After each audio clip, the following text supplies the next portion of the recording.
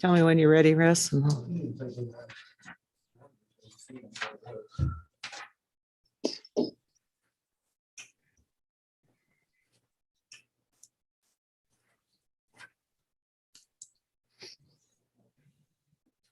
Do Zoom or camera. They start with it. Thank you. Thank you. Perfect. Oh, great. Hi, Casey. Nice to meet you.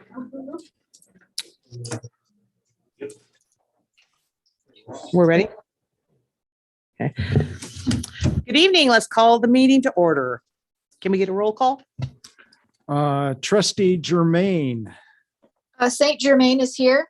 Saint Germain, excuse me. Trustee Herbst, Here. Trustee Daniels, Here. Trustee Craig, here, and I'm here too, Greg Giroux. Flag salute.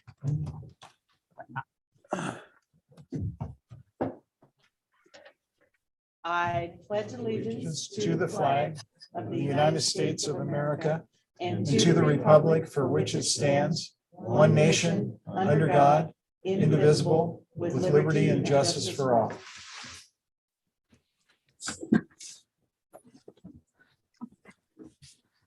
All right, next we have the approval of the agenda. Can I get a motion? I'll move that we approve the agenda. With the amendments? I'll second with the minutes. All in favor? Aye. Aye. Aye. Aye. Motion carries. Do we have any public comment tonight? We do not. I had no requests. Okay, so moving on. We need approval for the minutes for the January 10th, 2022 regular meeting, plus the board training that occurred on January 25th per 1500p. Motion? A motion to approve. All in favor? I'll second that motion. Oh, sorry, Ready to go. jumped ahead of myself. All in favor? Aye. Aye. Aye. Aye. Aye. Motion carries. Okay, next on the agenda, we have an action item for board clerk. Dr. Garrett, would you like to address that? Absolutely. So after our board training or your guys' training we went through, I think it was recommended that we have somebody outside of the board so the board members or trustees could be more focused on the actions. So we have solicited a few people, but we haven't got any results on that yet. So we are looking for a board clerk that could serve. There is a stipend, somebody here that could, I think it's $1,200 stipend for the year to do minutes and also keep the board from going down rabbit holes, for lack of So- a better term. Bicker was not interested, Michael. I have not talked to him on that respect, so I will contact him if you want me to.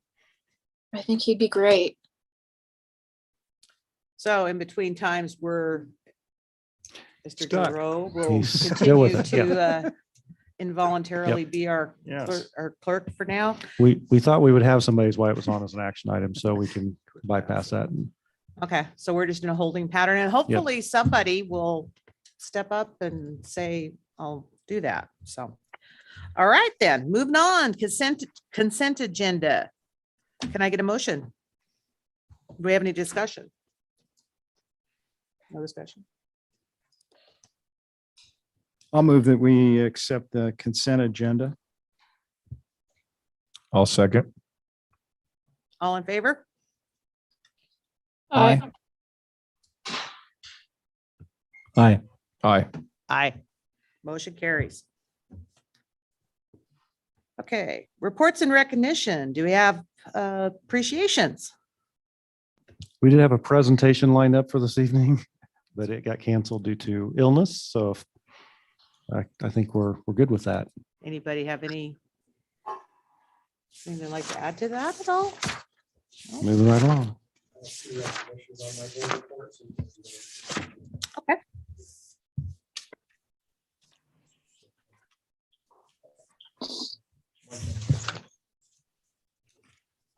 So why can't Mr. Lee present? We had a student that was going to present tonight for the Oh. presentation, and we decided we'd hold off till we had the students. It would be much more appropriate, but Sorry, Brian. yeah. Yeah. So, Mr. Lee, on your board report, the first team member recognition was for Louise Allen. Okay. So Mrs. Allen is new to our team this year. She teaches wildlife forestry, biology, and academic success. Mrs. Allen is an Orofino graduate who has extensive experience and background in teaching science and working with at-risk youth. During her time here, she has already built community partnerships with our local forestry, fishery, and wildlife management agencies. This has led to students being exposed to a multitude of hands-on activities such as field trips, guest speakers, and real-world labs to enhance the learning experience. Wow, that's awesome. Very Okay. nice. Nicole Turcott. Mrs. Turcott has stepped up and taken over as a stand-in cheer coach. Coach Friesen had a family emergency and may be out for the remainder of the season. Coach Turcott stepped right into the role to ensure our cheer squad didn't lose a step. It is apparent she has been doing a great job since the team is headed to state after winning the district championship. This is yet another example of people stepping up and doing whatever it takes to make sure our students have every opportunity possible. Mrs. Turcott serves our district as the librarian at OES and is an Orofino alumni. And I would add to that, Ms. Turcott was one of our classified employees that actually was recognized on the leadership team with the leadership stipends and whatnot. So great job. So, yeah. I just want to say, I really appreciate your report. Yeah. It was real complete, and these are important because we get a real pulse of what's going on in the school. And I was excited about some of the things you're doing with kids that are getting behind and some great ideas. And I know you guys have been working on this, so it's just really neat to see what's going on. Okay, so anybody else with any appreciations or anything? Okay. Committee reports.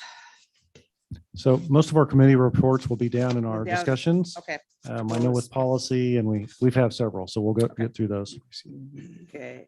One that I would mention is our calendar committee is meeting again tomorrow evening, right after school, I think from 4 to 5. And we've done a lot of data collection and had ideas, and we're going to discuss what we need to do with our calendar here. And so hopefully in March, we'll be bringing something to you guys for approval. Okay. Okay, building reports. Let's start with elementary, Cavendish and OES. In fact, do we have Denise? Did you Denise want is to say here. anything? I don't have anything to add. Okay. other than what's in the report. Okay, I did add some pieces about intervention in our building at the last minute, just so you could get a clear picture that, we are working on a lot. I know most of your actions might be Mhm. after they get some things in place, I think we'd like to tag on to some of those items too. Further in our building. okay, great.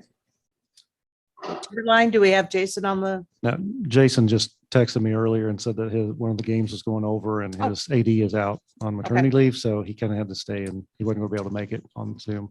I might request also, if you guys are answering, if we could get it on the Oh, microphone so we can sorry, hear, my because I'm bad. sure they probably can't hear. Yeah. So Just ask. I get Christine, before you move on, I am kind of curious about the interventions and would like a little bit more information there, particularly as it relates to budget and staffing. Okay. Thank you for stepping up to the microphone, You Denise. are welcome. So what questions do you have? Well, I just, I'm reading it here and it seems interesting, but I'm kind of curious, if we're adding Friday school and we're adding paraprofessionals and we're adding an after-school program, I like all those ideas, but I'm just wondering, how do they fit in with our capacity, both in staff and financing?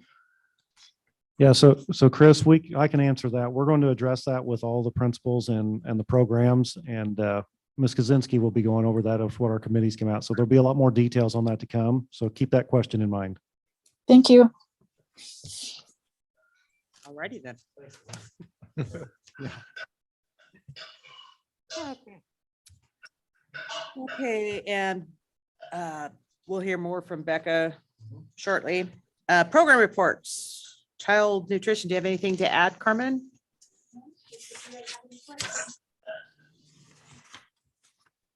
Again, a great report. Mhm. Thank you very much. You've gotten some grants, sounded like. Kids can use their phones, huh?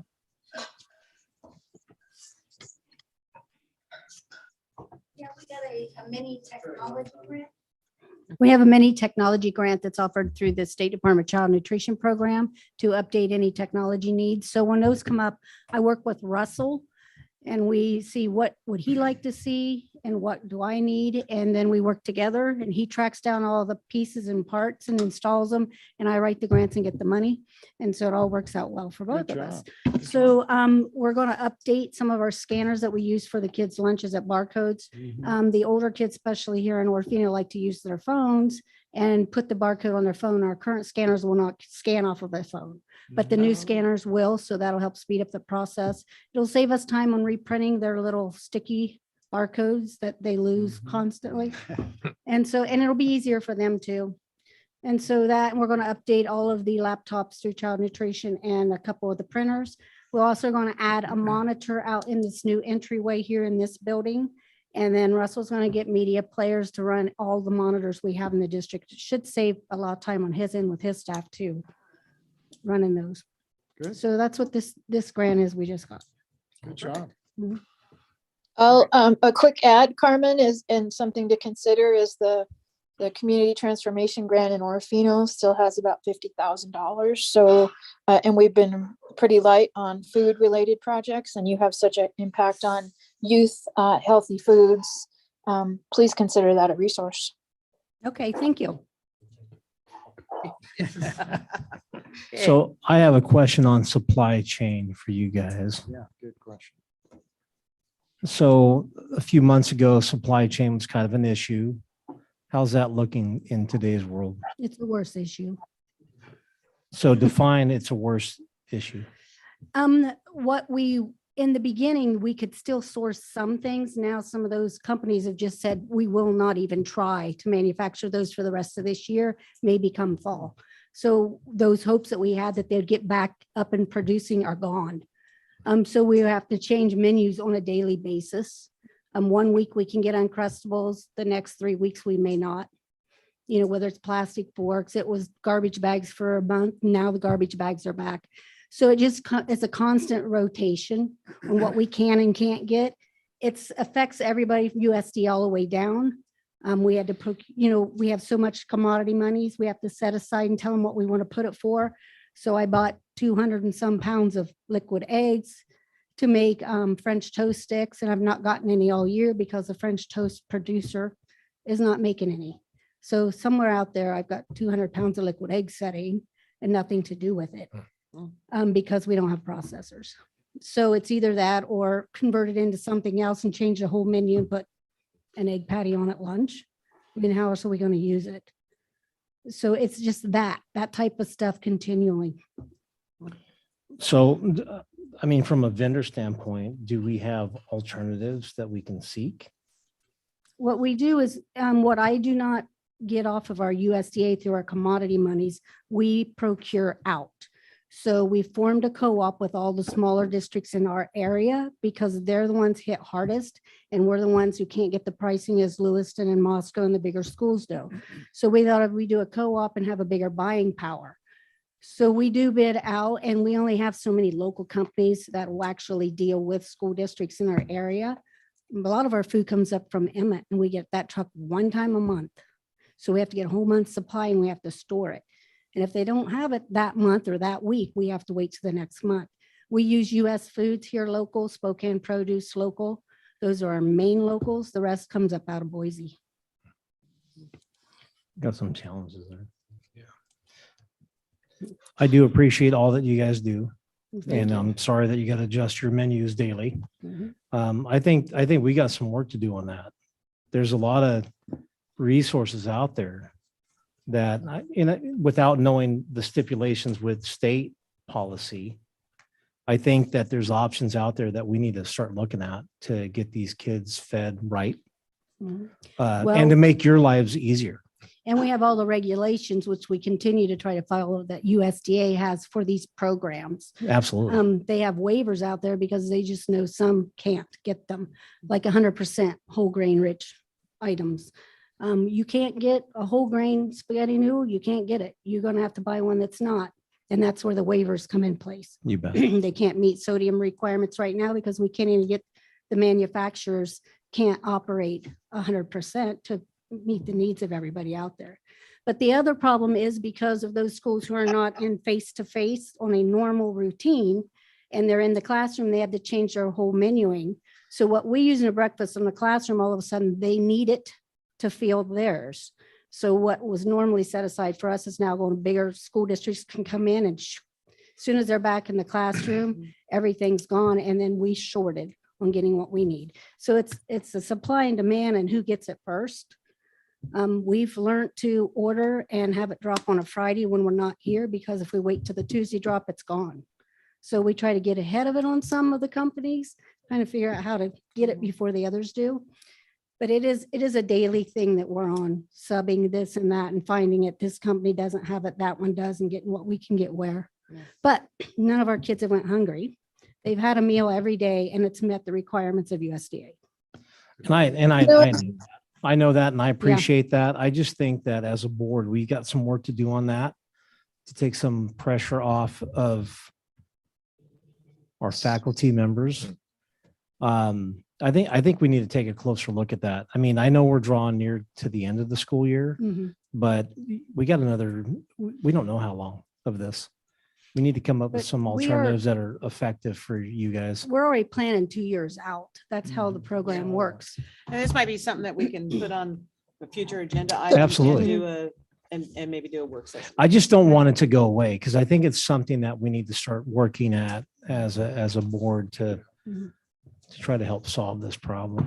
And right now, it comes down to whatever USDA decisions is. That's what we're waiting on now. They haven't told us exactly how they're going to operate next year. So we have to plan blindly and order food blindly for programs. We're not sure which programs we're going to be running. Yeah, I don't think they know. So they what they're- don't. I don't think So- they can But tell. we have 3 weeks to get my USDA orders in. Yeah. For the next year and a half. And they haven't told us how we're even operating next year. So we're all blindly going. A lot of stress. I think there's another opportunity too, Brian and Carmen. We've discussed the lack of storage capacity. And when you think about the institutions that we have, and not just corrections, health and welfare, the school district, we have the 2 assisted living or elder facilities. We have some institutional capacity, and perhaps there's a way to collectively look at a mega food storage unit that would benefit everyone. So I think that's an interesting conversation that I'd like to have with you from the standpoint of corrections. I think that's a interesting conversation to be had. All right. Thank you, Carmen. Megan storage. Yeah, I mean, All there's 25,000 square feet of empty space in that Shopko building. That wouldn't that be awesome? Turn it into a massive cooler or food storage unit. Maybe. Okay, let's move on to technology. Russ, do you have anything to add? No? We've got all kinds of stuff going, and I have to admit, I don't necessarily always understand your Acronyms. We understand Yeah, food, your, not technology. acronyms. Yeah, but Sometimes things go wrong. yeah, okay. Yeah, but you got a lot going on, sounds like. It sounded like a filter system that the kids, they can't just go online anywhere they want to. Is that right? And that's kind of been affected. Is that right? Yes, I mean, it basically blew up. the hardware died. Yeah, So how long does it take to replace that? they won't replace it. Oh, yeah, that's right. Okay, so what are we going to do about that? It'll do something new. Okay. How long does that take? Just have to decide because it'll probably be a 3-year contract. And so we're trying to find best of class for that Okay, and choose the product and go. So I hope that we can have decisions by the end of this week. Yeah. It's gonna be in the neighborhood of 20 to 24,000 for 3 years. Okay. Does our insurance cover something like that? That was a result of a power surge or something? They tend to shy away from the power surges because you Yeah. can't really prove that. Yeah. They'll argue that. But yeah, no, they won't do anything with it. Okay. Okay, anything else? It's a lot of money just now. Yeah. Anything else on technology? Okay. Transportation. Anything to add, Derek? No? You good to go? Okay, He is doing his own training, I saw. that. Yeah. That's pretty cool. that's one way to skin a cat. Is that a new approach? Have we been training our own people like that? Well, yes and no. So February 7th marked the beginning of the new Federal Motor Carrier Safety Administration's DOT training, entry-level training rules. So as of February 7th, you just cannot anymore just go down and take your written tests at the courthouse, go take your driving test. You have to undergo a certain amount of training to either obtain your class A, B, upgrade, passenger school bus, hazmat. You have to undergo a training program. So they have curricula set forward. They don't mandate the amount of hours you actually have to spend on each item, but they mandate what you actually have to cover as part of your classroom and then behind the wheel training. So in order to meet that, I've registered our district. I'm registered in to go in and log in and say, yes, sign off that we have approved this person. We have provided this training, met these qualifications, and then they will be allowed to take their test. We're still trying to figure out all the details on exactly what that looks like. It just went live the 7th of February, so it's new. We haven't run anyone through yet, but that's. You're talking a so it's written somewhat new. test, What's that? a written test? So before you can take your written test at the courthouse, You got to do that. you have to go through all this training to be able to Right. go that process. So yeah, it's Okay. going to be we haven't gone through it yet. We always do our own training, but pretty much Okay. we'll train you to take your tests. We train someone wants to drive. We'll train you to take your driving test. We'll practice with you until you can do it, and we'll take you down and let you do it. But now we have another series of hoops to jump through. Do you have order to get interest in somebody- it from What- people? what's that? Have people expressed interest in doing it? Now we have people come in and say, oh, well, it might be a bus driver. Okay, fill out an application, let us know. And then we never hear from them again. Really? So, Wow. and we're down pretty, Dr. Garrett's driving and him and I are both driving Saw again that. Wednesday to cover. Yeah. So yeah, our afternoon sub situation right now is pretty rough. Bad. Wow. So, Well, hopefully. yep, Same discussion we've had every Yeah. month now for how long now? yep. Yeah, Another long time challenge. So- long time. I Yeah. thought maybe we were turning a real corner here, but it doesn't sound like it. You know, Yeah, I was hopeful we've too. we've been pretty good most of the year. Then we've lost some availability, and that's Yeah. every time we get ahead, we take a step back. We'll get just enough drivers, then we step back. So, So we need to thank those drivers whenever we see them. You right? do. Okay. yep, Thank you. come down and bring them donuts and come visit them or something. They'll like that. It's a Real, deal. real quick It's a before you deal. leave, so Yep. you say it looks rough. I'm a numbers guy. Mhm. What's that look like to me? What's rough? As far as trip The covers. the afternoon coverage. So really at Timberline right now, we have one sub for all of Timberline and all trips. That's it. And And normally so when we, that sub is not available, as we are experiencing right now for a couple weeks, we have no subs, nothing. If there's a sick call at Timberline in the morning, we probably just close the route and call all the parents. We have Jason that can jump in and drive, Mr. Hunter, Dr. Garrett, he'll make a phone call, he'll drive, I can go drive, but that's if we're covered down here as well. So down here, I have several morning available subs. Because of other work, they'll come and drive for me and then go to their other jobs. Afternoons right now, the only sub we have in the afternoons is Herb, and he's been basically on a route because we have a shorter route driver down here. So he's basically long-term route subbing. So that leaves basically right now, I've got two very part-time afternoon subs, one that's very good when he's here, but has gone a lot. So it's a very part-time thing. And if they're all here, last week we had like 4 subs out one day, but this week I've got 1 available 2 days and that's it. So. Activities in the afternoon, obviously, is what. Mhm. makes a Must be, difference. must be important for some of those folks. So how many subs, I mean, are we down? If we were fully staffed If we had 2 fully available subs, we up could up pretty at much cover Timberline, 1 more at Timberline, which would be 2. okay, And we had 2 more down here that were fully available all the time. We would probably be all right. be right. Okay. We could use a route driver at Timberline. We could use a route driver down here. We're Meaning managing a it, but full-time yeah. route driver. Okay. Yep. Non-benefited, so. Okay. Yep. Keep it up. You're Yep. hanging in there. Hey, well, we just keep doing it. All right. Thank you. Thank Derek. you, Derek. Okay, we'll skip the programs because we got that in the discussion item. So we'll just skip on by that if everybody's good with that. Okay. Superintendent, do you have anything to add, Dr. Garrett? Unless you guys had questions. Most of my stuff is on down below here. Yeah. Okay. All right. So let's move on to the discussion items. If anybody doesn't have anything else. Okay. Okay. ISBA training on 125. Regrettably, I'm sorry, but I missed that because I was sick. So. Very good training, especially being a new board member. Got a lot and I'm excited for the next round of training. Learned a lot in a short period of time. Yeah, they do an excellent job. Yes. ISBA does. I would agree to that. It was really good training, very informal.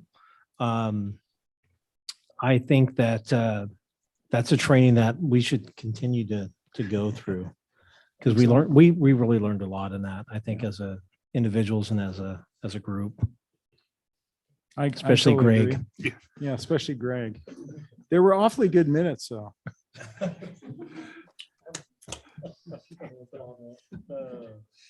Yeah, I enjoyed it too. I think what we found that we do pretty well discussing things together as a board. So that we found how important that was. Yeah. So just Here we kind are. of for reference, there's several other trainings that's available and I'll send those out to you, but things all the way from, my evaluation to we've done things already like some of the basics of, open meeting laws, those type of things. So there's everything in between and we'll continue to plug away with that. I'd like to do them, like every quarter if we could do something, or maybe a couple times a year, but I like bringing that one back that we just did in January. You guys did. That's always a good one to go to, just as a reminder of where we're at. So. They also do those weekly webinar things Yep. too. Yep, And there's a there's lot of some good stuff. resources through ISBA. There's Yep. some good stuff on those from Yep. time to time. Okay.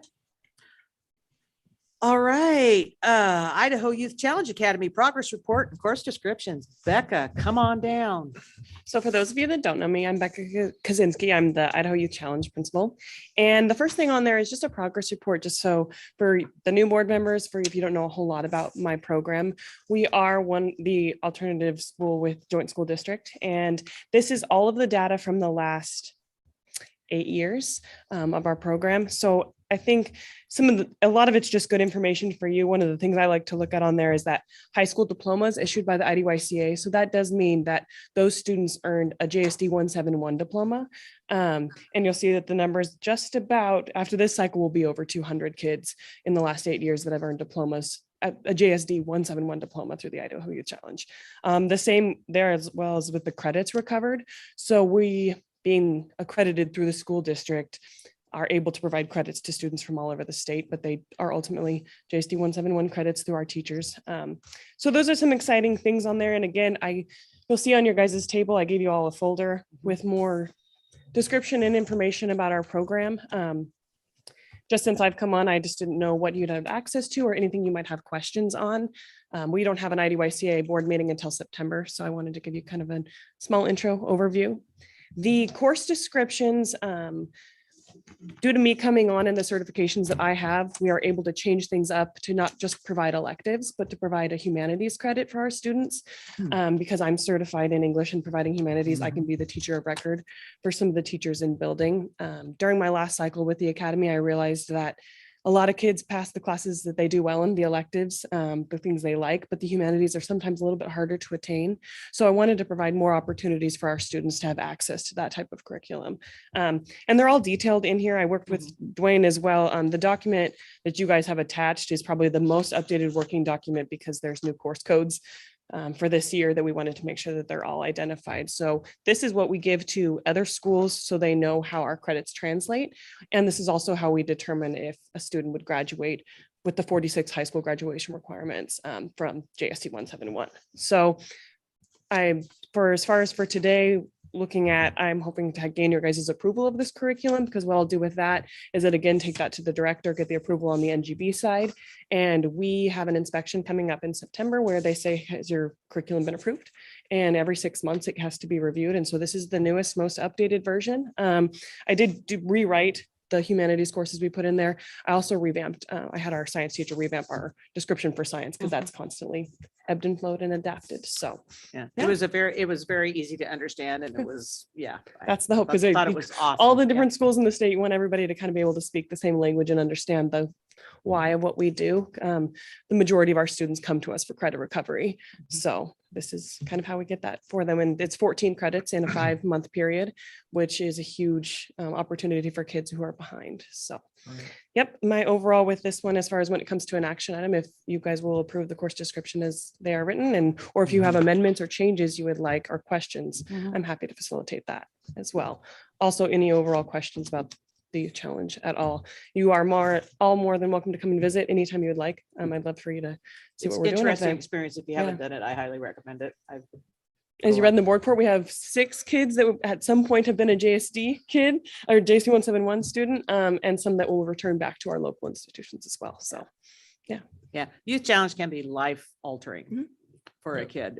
We've had experience with that in my other life, and and it can be totally life altering for a kid that has no hope or doesn't think there's any way that they'll ever graduate or do anything. The youth challenge can Yep. do amazing things for them. Yeah, I know a couple kids personally, Yeah. met some like we were talking about through the interview process, going up there just as a business and interviewing them, and then seeing the kids later in life. I ran into one that I had interviewed 3 years ago and he remembered me Mhm. and said hi and Wow. doing really well. So it was awesome to see That's that, great.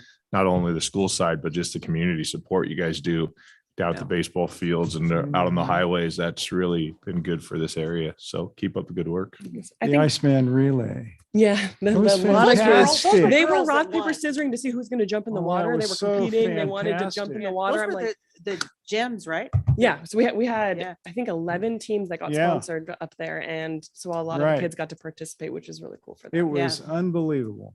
And the staff did such a great job taking care of the kids. As soon as they come out of the water, they give them a blanket. Yeah. It was just very well run. Everything's running very smoothly up there, it seems like. We're glad.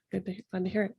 Yeah. So questions, comments, concerns in regards to the course descriptions or any other IDYCA information I can provide at this time? This is cool. Yeah. Good stuff. You're Great. rocking it. No, thanks. Yeah. All right. Thank you, Becca. Okay, anything else on IDYCA? No. Even there. Okay, moving on to the pre. PK plan. You're We right. got Jeez, you. I am We got having a you. day. The PK plan and yeah. Well, I wrote quite a report. That was a great report. it was. Thank you. Just for 2 minutes, I'd like to give you a little bit of back history before this report. For 28, I think you remember Peggy Polito. Yes. Peggy Polito built the preschool program in Orofino. She spent 28 years. She had a classroom in the school. She worked with Head Start, and the trailer that was moved over, the community helped raise all the money to move the trailer over. And then they made some kind of deal with the school district. They could use the land there. And so Peggy had the classroom in the school and Head Start had the trailer out there. And they worked back and forth. She brought kids in and everything was great. The last superintendent and the last special ed director, when she retired, said we don't need a preschool teacher. And the classroom went away, preschool went away, everything was dumped on Head Start. We were drowning, our kids were drowning.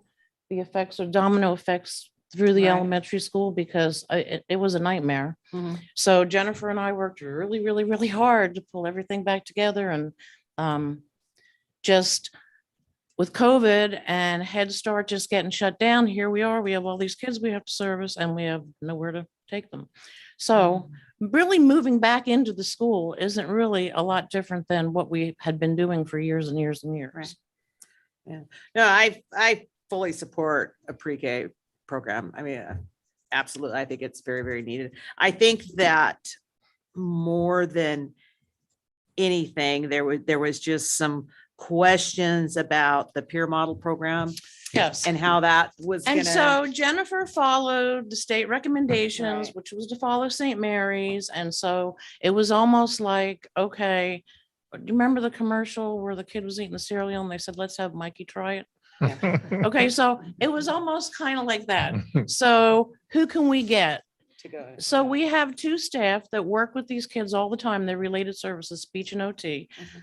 So we know they know what their kids are going to be dealing with. And it's just a pilot, it's just a trial. Right, yeah. And to be perfectly honest with you, Denise and I have had many conversations and we don't think we're ready for it. We have so many kids, the numbers are so high and they're getting higher. We have to service our kids first. But best practices is the peer model, and that's what everybody was looking for. But I believe because almost every single one of our students, except one, still goes to Head Start.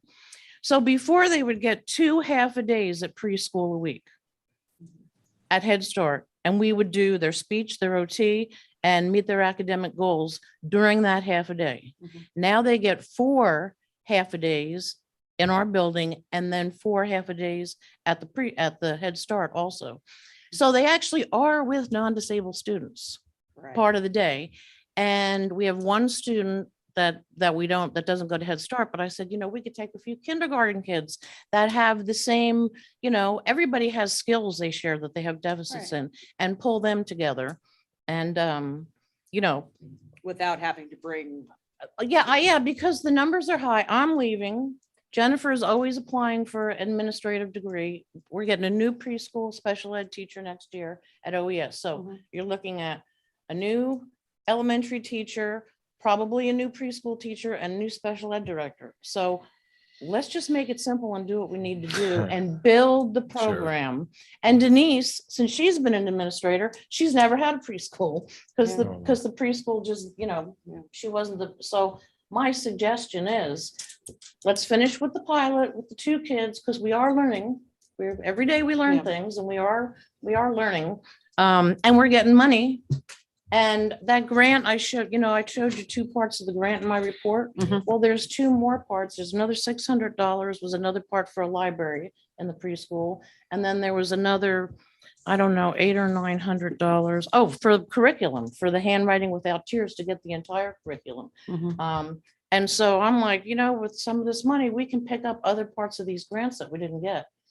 And let's just really try to do a good job. Right. So it's basically, if I'm hearing you correctly, let's build the program that we currently have and. Yes. And. Yes, and you have new people Right. coming in, so why should we? Complicate it. Yeah, why should we complicate anything? Mhm. They need speech, they need therapy, they need to know how to go to the bathroom, they need to sit at a table. I mean, we're talking, Yeah.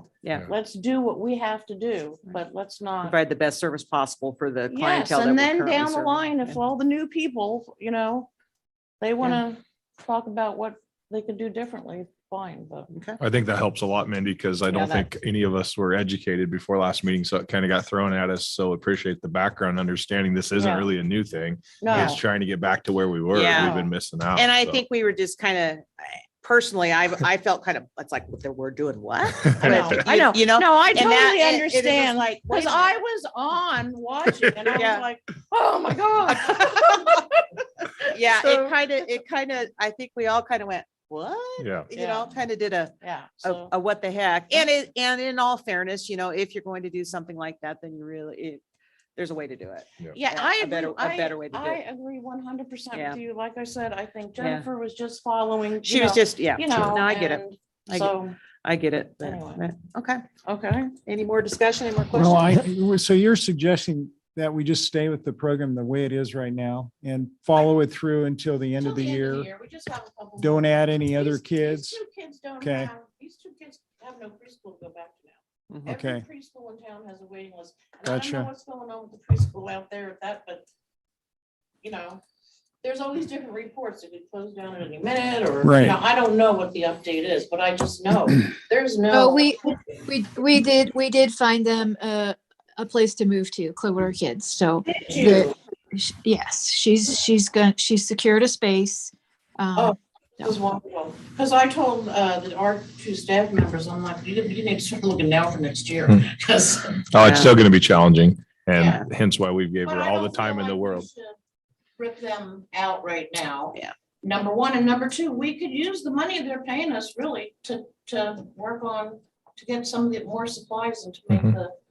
because we had nothing. Remember? Right, And yeah. just we have half an art room. Yeah. That's it. Yeah. So the program's going great guns and it's growing leaps and Yeah. bounds. Oh, It's it good. is. It's It is. If doing, you look at the numbers. yeah. So Yeah. how many kids are involved now? So right now, so if you look at the numbers, I think we're looking at, we have 5 that are qualifying right now. We have 34. We have 29, and then we have 4 kids that are speech only that have another case manager speech. So we have 29, so 33, and then we have a child, this is just preschool and kindergarten. Wow. Okay, and we have another child find in March, and so more kids will come through and more kids will be screened down here on the hill. And you don't know, we can't turn them away. Yeah. You know, if they qualify, they qualify. We have. Okay. seniors. And we're required to do that We are according to your required by notes, law to do right? this. Okay, Yes. Yeah, so okay. Mhm. anyway. Yeah. So there the- was some discussion about maybe getting a couple more kids, but this is not suggested. I'm not suggesting that because Okay. I think our hands are full right now. Gotcha. Yeah. You know, Yeah. Just kind of want to know what to vote on here Yeah. as we go forward. Yeah. And I think that's the biggest piece to this puzzle Yeah. right now is the peer model Yep, part Yeah. of that. it's a great thing. I can see that. Head Start and other kids it can be done. Right. It's not creatively like in the school. it's not like it's not being done at That's all. right. It's just not being done That's right. this way. That's right. That's right. Got it. Cool. Makes a lot more sense now. Yes, Everybody, thank you. everybody got that? It's quite a deal. It is quite a deal. Yes, Well, I it mean, is. potentially the whole peer model program has got huge potential, Oh, of course. huge And potential. it can happen down the Sure. road. Yeah, but we're But not, I'm not doing it. yeah, no, I just don't really think I don't think we're there yet. No, I don't. think so. On a lot of Yeah, different really levels. sticking with somebody I people can't that aren't imagine. even here to, Right. Right. you know. To have to Yeah. deal with it. Yeah. Yeah. Very Okay. good. Thank you. So- So, Real Madam quick. Chair, Oh. at the last discussion, we had approved our ability to accept dollars from outside. But Yes. so at this time, I mean, I don't think we need any further action because we didn't, we're not going to be doing that, right? Not Or changing anything. we've made an administrative or a managerial Change. decision to not add more students. Do we really need some kind of action at this point? Mindy, do you need an action from us? I don't need an action. Yeah. All I'm Okay. saying is we used to do this, and Sure. now we're doing it again. Right. Yeah. Well, I knew that, and she said that. I mean, that was actually clear in the other meeting. We've had this conversation. So, but I guess my point is that right tonight, we don't need another action around this. Doesn't need It's to be an just action item. more information. Right? I would think so because we already voted and approved to be able to receive the money, the tuition money from the two. Right. And beyond if, that- if it grows and we do that, then we already have that in the book. So, I mean, The only- to me, it's just a status quo. So would the action just be to not make any changes? I think just approving the existing program Right, that we've started, Okay. because we didn't do that at the beginning of the No. year. right. So I think it would be good to have it on record that you guys Perfect. approved Yeah. that existing Yeah. program. Makes Sounds perfect good. sense. I think Brian has a question for you. I do. So how many are in the program currently? 29, because, And so was it 34 total? okay, so we have 15 in the preschool plus 5 that we're qualifying right now.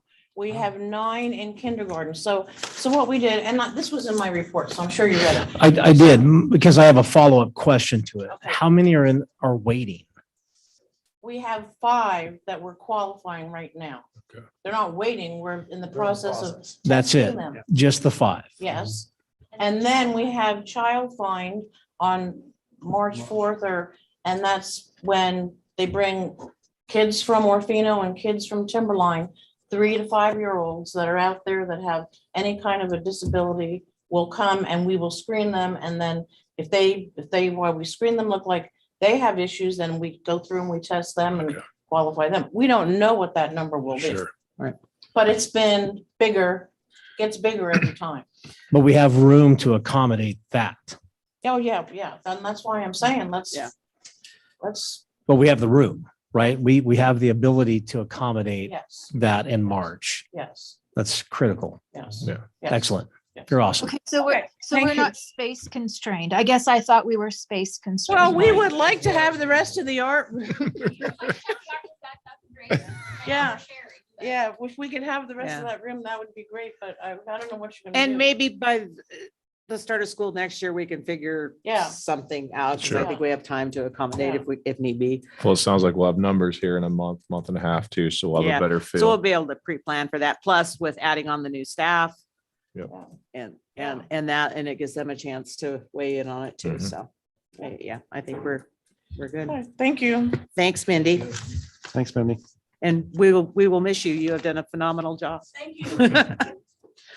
Okay, anybody have any other questions, comments about the pre-K? So just to recap that, we're just basically going to keep the program as is with the 2 current peer model students that we have and accept the tuition as previously approved. Does that sound good to everybody? Okay, Yep. well, when we get down to To the action, action we'll items, do yep. that, but I just want to make Discussion. sure everybody was on, everybody on the same page. Yep. Okay, moving on, safe return to school plan, committee report. Miss Casey.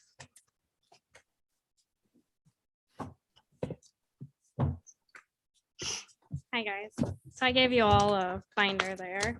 The first page is the CDC guidelines currently for COVID-19. If you test positive, if you're exposed, and depending on your vaccination status. That's what we're currently following right now for students and where we're hoping to go for staff too. Before we were kind of following different guidelines for staff, but we're running into some issues where some staff have students, so it doesn't really make sense to have them be following different guidelines. So on the next page, it's kind of our definition of exposure. Must be a significant exposure. For example, we have a person in the same household test positive for COVID-19. Maybe you're at a sleepover, continued exposure outside a classroom setting. This can kind of be by case basis, and then of course, if staff or students are fully vaccinated for COVID-19 per CDC guidelines, no quarantine is needed. We do require you to wear a mask for the 10 days while monitoring symptoms. And then if you do test positive for COVID-19, regardless of your vaccination status, it tells you how to calculate those days. Day 0 is the first day of symptoms or positive viral test. Day 1 is your first full day of symptoms developed or when your test was collected. So you stay home for day 1 through 5. Day 6, you can return to school as long as symptoms are improving, which would mean your cough is non-productive, fever-free for 24 hours without the aid of any medications, nasal congestion, drainage has improved. Staff and students will wear a mask at all times in the school setting until symptoms are completely resolved or they meet their 10 days of isolation, whatever's longer. Staff may experience a prolonged cough as a result of the respiratory viral infection, which may continue after isolation has ended. Such persons can be advised by their administrators to wear a surgical mask until their cough resolves or their health is returned to their baseline status. And then we do have testing available for staff now, and that's voluntary. If you become symptomatic at school or you have an exposure, I'm able to test you, which I've included our protocol for testing in the consent form. We do have a COVID committee and we met, sorry, Russell, I'm jumping all around home, or maybe it's you who's trying to keep up with that. Sorry. Okay, yeah. So with your guys' meeting that you had in September 20th of 2021, you guys made the motion that if we have greater than 2% of the student population is out due to COVID positive tested, the COVID committee has asked that we take that out And we just go with the generalized statement of have a percentage of 25 to 30% student population who are absent and inadequate staffing per building may result in a school closure. So that means when we do hit that 25%, that administrative team and leadership team is kind of getting together and we're looking at our numbers. What is this 25% of absentees? Is it COVID related? Is it the stomach flu? Is it head lice? Who knows why all those 25% is out, but that's when we're all going to get together and kind of start looking and see where we're trending. Are the numbers going up? Are they going down? Are we able to have the staff adequately be able to staff the buildings? And if we are, keep school in session. But when we do hit that 30% mark, that's when we kind of sit and look and see we might need to be closing school. But it's not a set number. They've also asked- Yep. I saw an email notice within the last month that we had met a 25% and that was a protocol. So it seems that administratively, we're already prescribing to this. Yeah, we were at that from your September 20th meeting. That's what you guys decided at that board meeting, that if you meet that 25%, no ifs, ands, or buts, why those students are absent, then there was a school closure. And that's why we hit that in January. Yeah. And I think part of the consideration too, I'll interrupt you for just a second, was the staffing. I mean, if we can be a little bit flexible on the 25 to 30% absent for COVID or a hangnail, then, if we've got 28%, but we have adequate staff, we don't have a bunch of teachers out, there's really no sense in closing at that point. So one of the factors to keep in mind is our funding is based on average daily attendance. So our ADA, if you start multiplying days that we have 25, 30% out, it can affect our overall funding. Our funding is actually based on our best 28 weeks or our first, through November 10th, I believe, from the beginning of school to November 10th. So that best 28 weeks can be anytime during the year. So if we have a bad set of, maybe it's in December and we have 25, 30% of our kids out, we can revert back to that best 28 weeks. And so that gives us some flexibility because it does affect our funding. And you start looking at that overall, it can start doing some damage. I don't have the numbers exactly in front of me because our population changes constantly, but it can be pretty significant over time. But looking at a small closure, to get illness out of the air and continue to move on is probably one of the good things to do occasionally. It's not something we want to practice all the time, but if we have those kids gone, you also have to look from the academic standpoint as well. If you got 25% of your kids or 30% of your kids out of the classroom, your teachers are doing a lot of teaching with a lot of kids gone. So then they're teaching again, the same thing. So it kind of comes down to multiple things. And I know we've discussed as well, and I know you guys had a committee meeting and talked a little bit about that. This last week when we were hitting those numbers, we were fully staffed. We were seeing where the trends are. They going up? Are they going down? And I think having that flexibility is huge for us. If we're seeing that really increasing numbers just going up, and they're gone, we need to be considering closing for a few days and then rethinking it, whether it's COVID or anything else. We want to be clear on that. So. Yeah, and I think that's what being part of that committee, it was get rid of the 2% COVID. There's always been a percent that we shut schools down, like you said, no matter what it is. And we go back to that percentage and then we give that flexibility so the admin can make that decision and then reach out to us as needed. Yeah. We took the COVID language out, basically. I mean, for all intents and purposes. Yeah. So typically in the past, when we start getting, and I think she alluded to that, is when we get to the 25%, that's when we really start taking notice. It's like 25% of our kids are gone. Administrators and teachers will say the same thing. Staff will say, man, a lot of kids gone today. Once we start seeing that, is that a trend? Is that something that just was a fluke today? Is it getting more tomorrow? Is it going down tomorrow? What are those numbers? So I think having that flexibility instead of having an exact, it's 25.1%, we're going to close down, have a range where we have some flexibility and make some decisions based on all the variables. Well, and then I learned going through that committee, just the tardiness, how that's affecting us. If we want to keep our schools open and kids are missing those first couple hours, that goes against that percent. So that could really easily move us over that 30%. So that's, as a community and parents, we got to do a good job to get kids into school. So hopefully that percent truly is 30% of sickness when we shut a school down. Yeah. When we're looking at ADA, that is every kid in every seat, every hour. anything that is if they leave early, they come in late, that counts against that. So you have basically a 1.0 for a kid who's here all Right. from beginning to end. So And the then you target reset. need to stop. Yeah. Yeah, that would be a good thing. I mean, Brian, why are you yeah. laughing back there? We're Good. trying, we're Good. trying. I hope people are listening. Because it's becoming a problem. It's becoming a huge, huge problem. So. Absolutely. At our COVID committee meeting too, we also talked if each school still wants to be accounted separately, or sometimes, I don't know if the elementary school and the junior, senior high school want to be counted as a community for their percentages. That's something up for discussion, opinions. Yeah, so a lot of the discussion we have between, I know the principals from Orofino, especially from the elementary to the high school, I know that throws the kink in things when we have one school open and another one not. When you think about what we have to provide with transportation, they're doing the routes anyway. Food service, obviously there's a kitchen that's shut down, but with those kids, there's a lot of times that some of the older kids are watching some of the younger kids or vice versa. So there's just a lot of things going on with that. So, I mean, those two schools would make sense that if you're going to have one, you probably would need to do two. And I know that the principals would probably argue against that if they're in good shape at their building, but just for fundamentals, it's just something to consider for sure. Are we talking 25% to 30% per school? Individually? Yeah, and right now it's separated out completely. So I guess that was what the admin, I didn't know if you guys had time to talk. Does it make sense? The two Orofino schools, obviously all the other schools are separate. That was the big discussion. I think if we don't have 25% in one school, it should not be closed. I think it should be on a per school basis.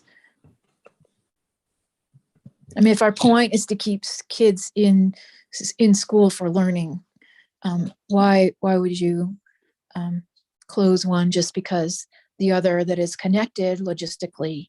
And I get your point about transportation and food service, Michael, but if our point is to keep kids in school seats, then why would we consider lumping? So if you guys don't mind speaking to that, do you guys have any comments on that or thoughts, Ms. Principal? Yeah, and that's just having a discussion. Yeah, that's exactly what we are looking for. Discussion item. From the high school's perspective, if the elementary shut down, there would be no reason that would be the only reason that would warrant potentially what you're talking about, because you're going to see high school students maybe needing to take care of the elementary school kids, but that would be a decision up to you guys on that.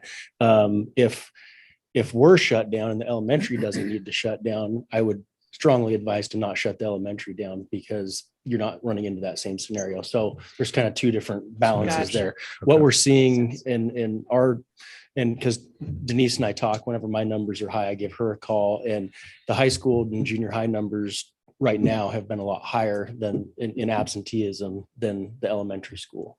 I have a lot of theories as to why that is, but it's something we're going to have to really target once we hopefully crest the peak of this, and really have some more conversations about student attendance and tardies and those kind of things, because some of this has taken some of the teeth out of what we normally would be able to do. You're asking people to stay home when they're sick, which has always been the right thing to do. But I have a feeling sometimes there's been a bit of a cultural shift as to the importance of being at school and things like attendance policies, because there doesn't have to be as much backing behind a student absence potentially. And the older students probably can not come to school a little bit easier than an elementary school student without as much conversations from mom and dad. Agree. Yeah. Or guardians. Brian, I agree with that 100%. I think there's a manipulation to it because everything's a symptom. And I think that if you're sick, you're right, you should stay home. But I think punishing healthy kids and parents is a problem. And so we need to come up with a sound policy here. I get where older kids may have to take care of younger kids, but I think that I think we really need to take we got to be careful on this. The 2% is terrible. It's terrible. It's affected our community in so many negative ways. Yeah, that's the committee said get rid of that. Yeah, it's got it. And so I'm glad to hear that. And I and I'm so glad to hear you say what you said, Mr. Lee, because I think ultimately responsibility falls on those parents to take care of the kids. If your kid's sick, nobody wants to send them to school. The punishment side of it, we got to be careful. That's a fine line. The discipline side of it, it's got to be a fine line. But at the same time, when you have high school age kids, I can't speak for you, Brian.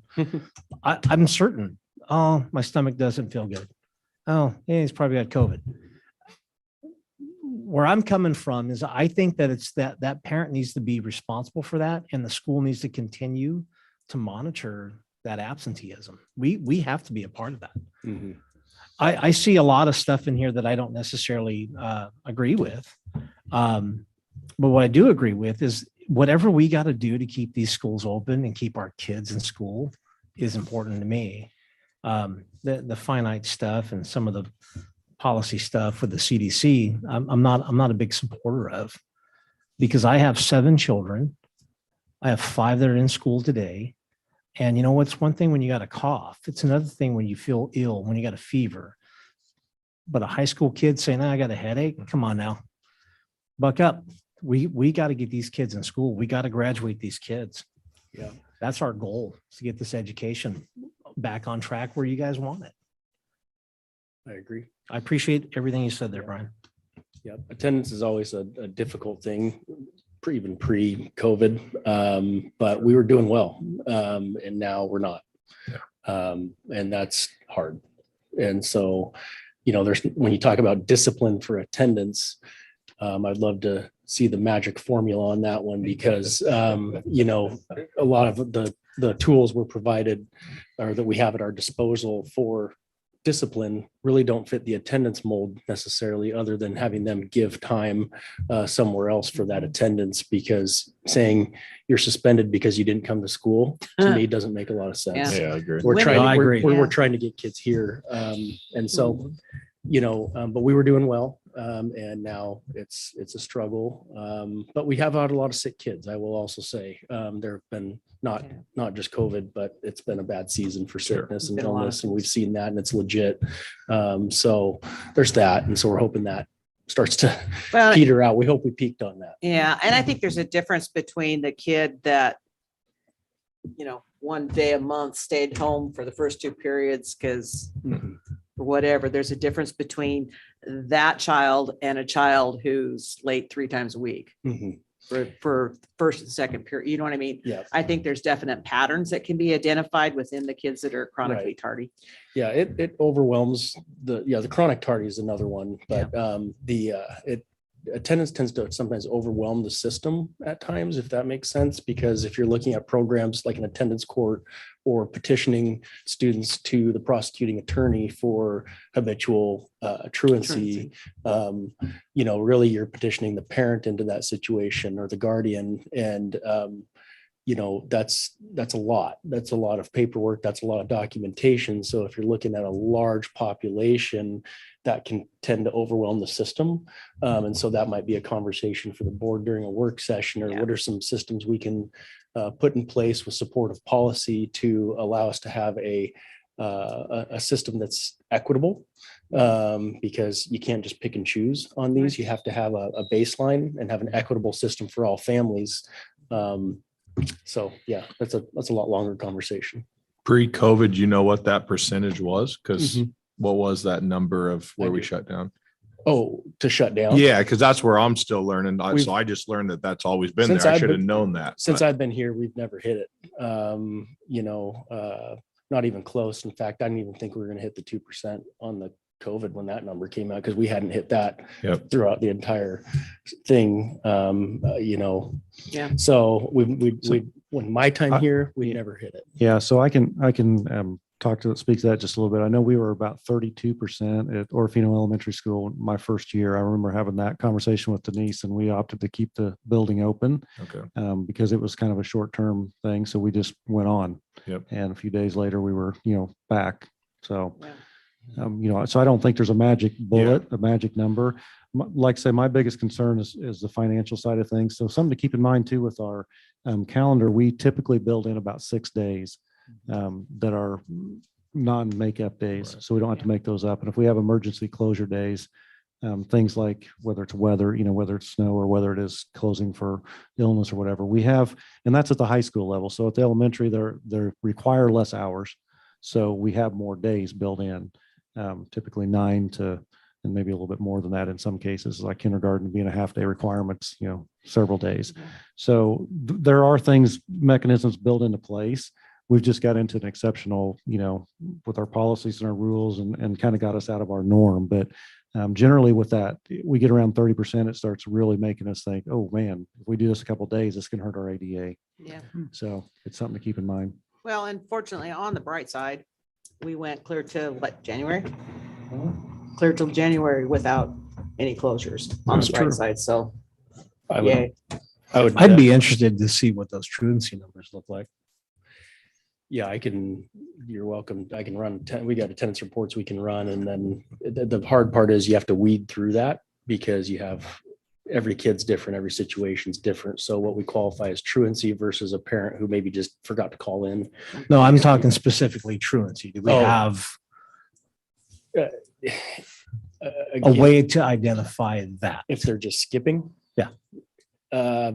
Yeah, and her name is Mrs. Grimm, who does an outstanding job and makes phone calls and knows kids when they come in Right. and But you no, know, part of the issue with that is if you have 100 kids out, it's pretty hard to get contact with every single one of those parents. No, I because can the parents imagine. So we don't get a even truly true picture, a clear picture of that just because of that factor.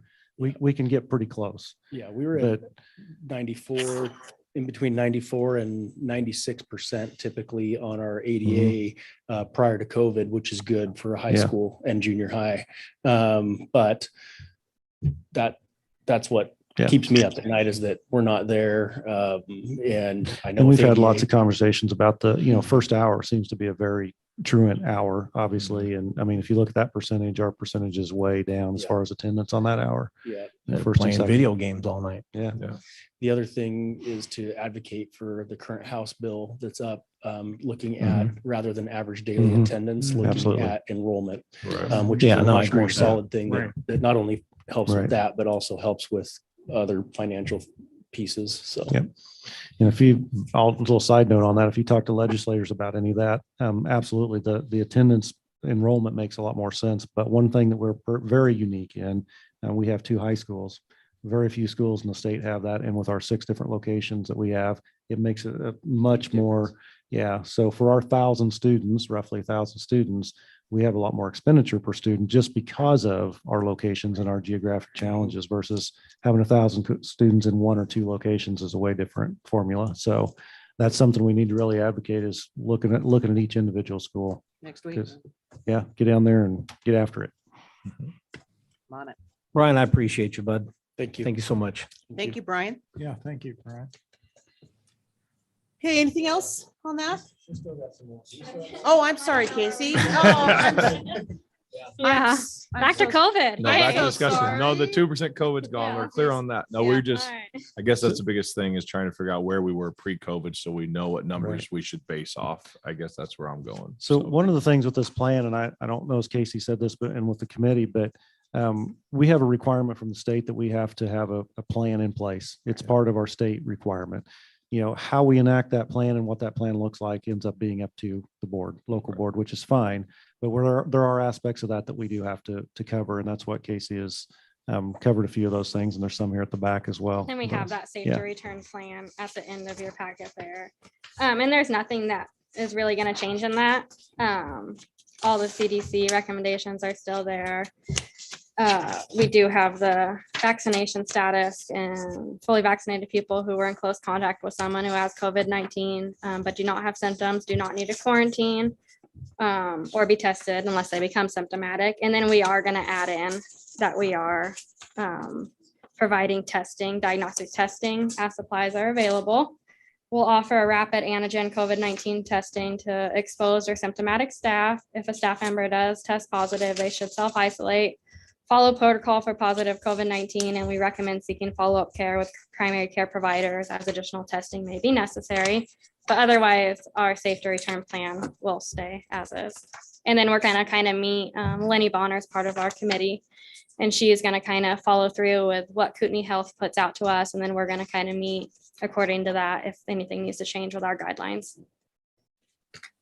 Very good. So we're required, and you guys as a board, we're required to review this plan now, and then we'll review it again at the end of the school year. And then once, I believe it's October of next year, once we get started. So the plan, like she said, is a very generic, and we built it that way on purpose. There were some requirements on that, but then the the very specific items like what you were looking at on, is going to be up to the local board. So that's really what you guys will be voting on tonight, is how we want that piece to look.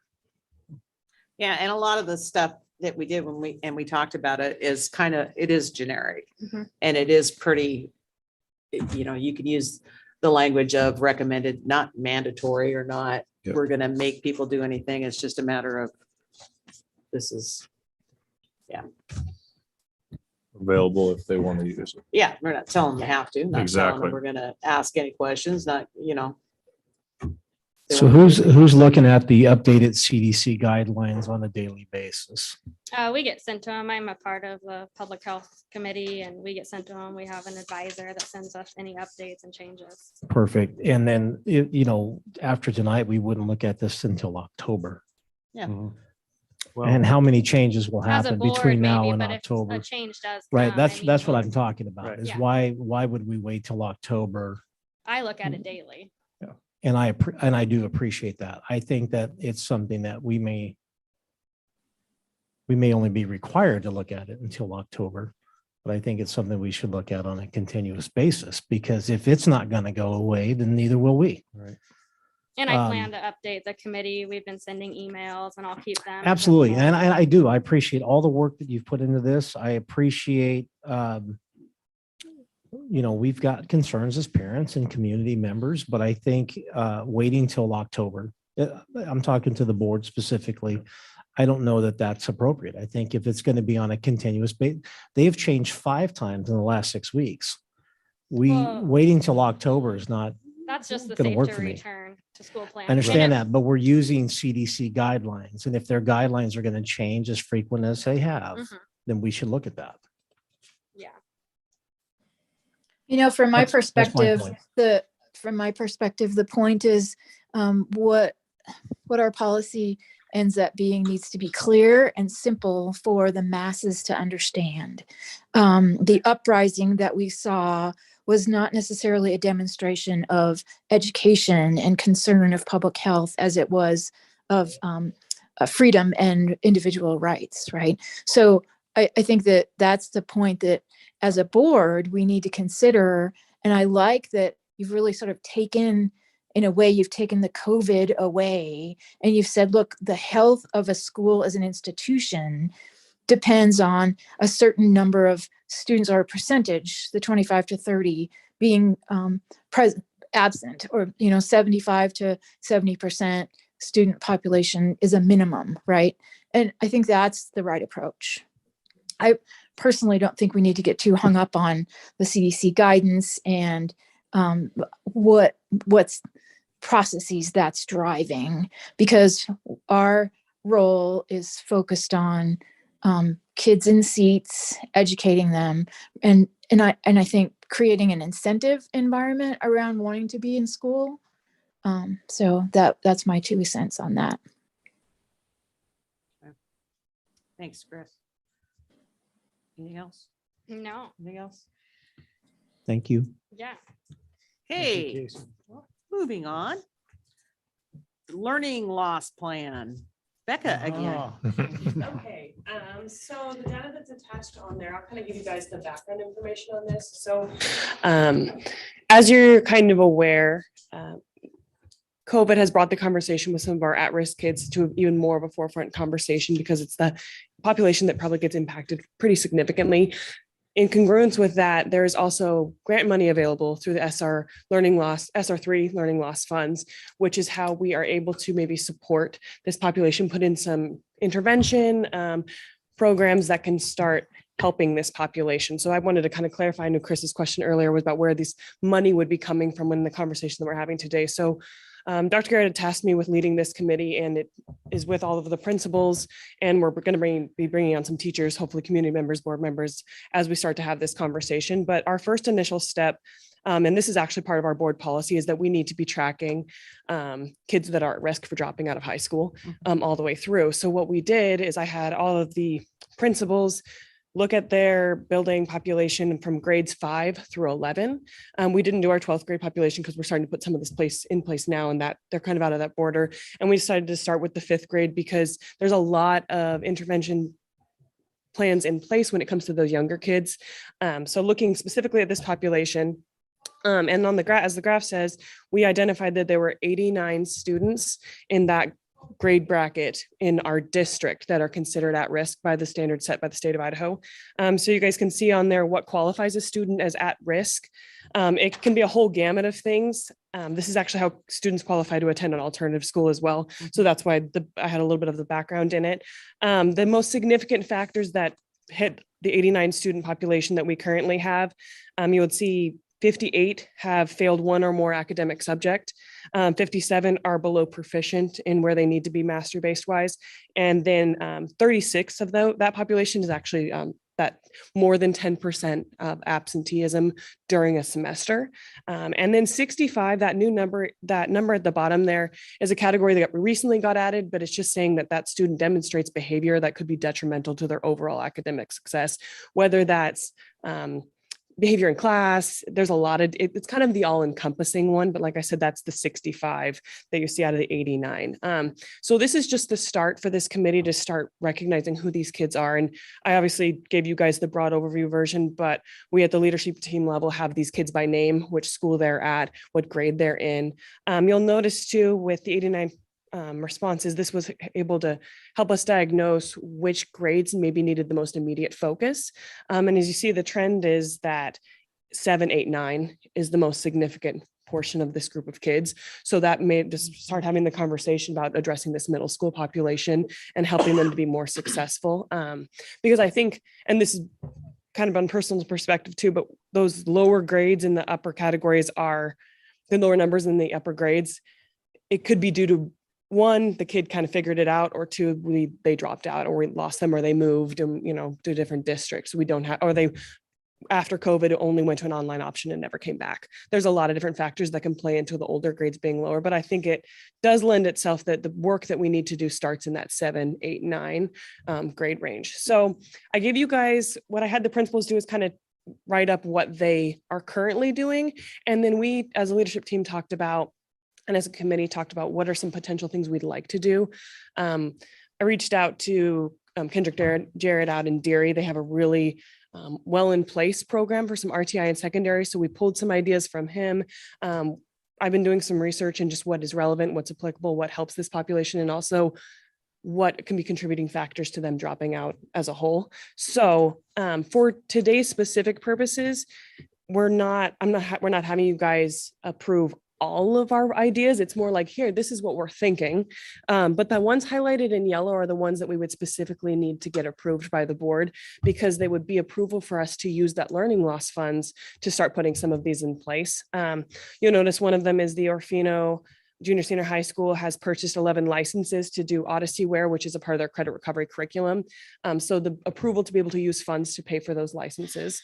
And then utilization of the learning loss funds to pay students $10 an hour to tutor other students. So that way we're using our high achieving students. It's something that's been successful at Deary, and we think could be really empowering for some of our student population, and also using the funds in a way that, again, goes to our students.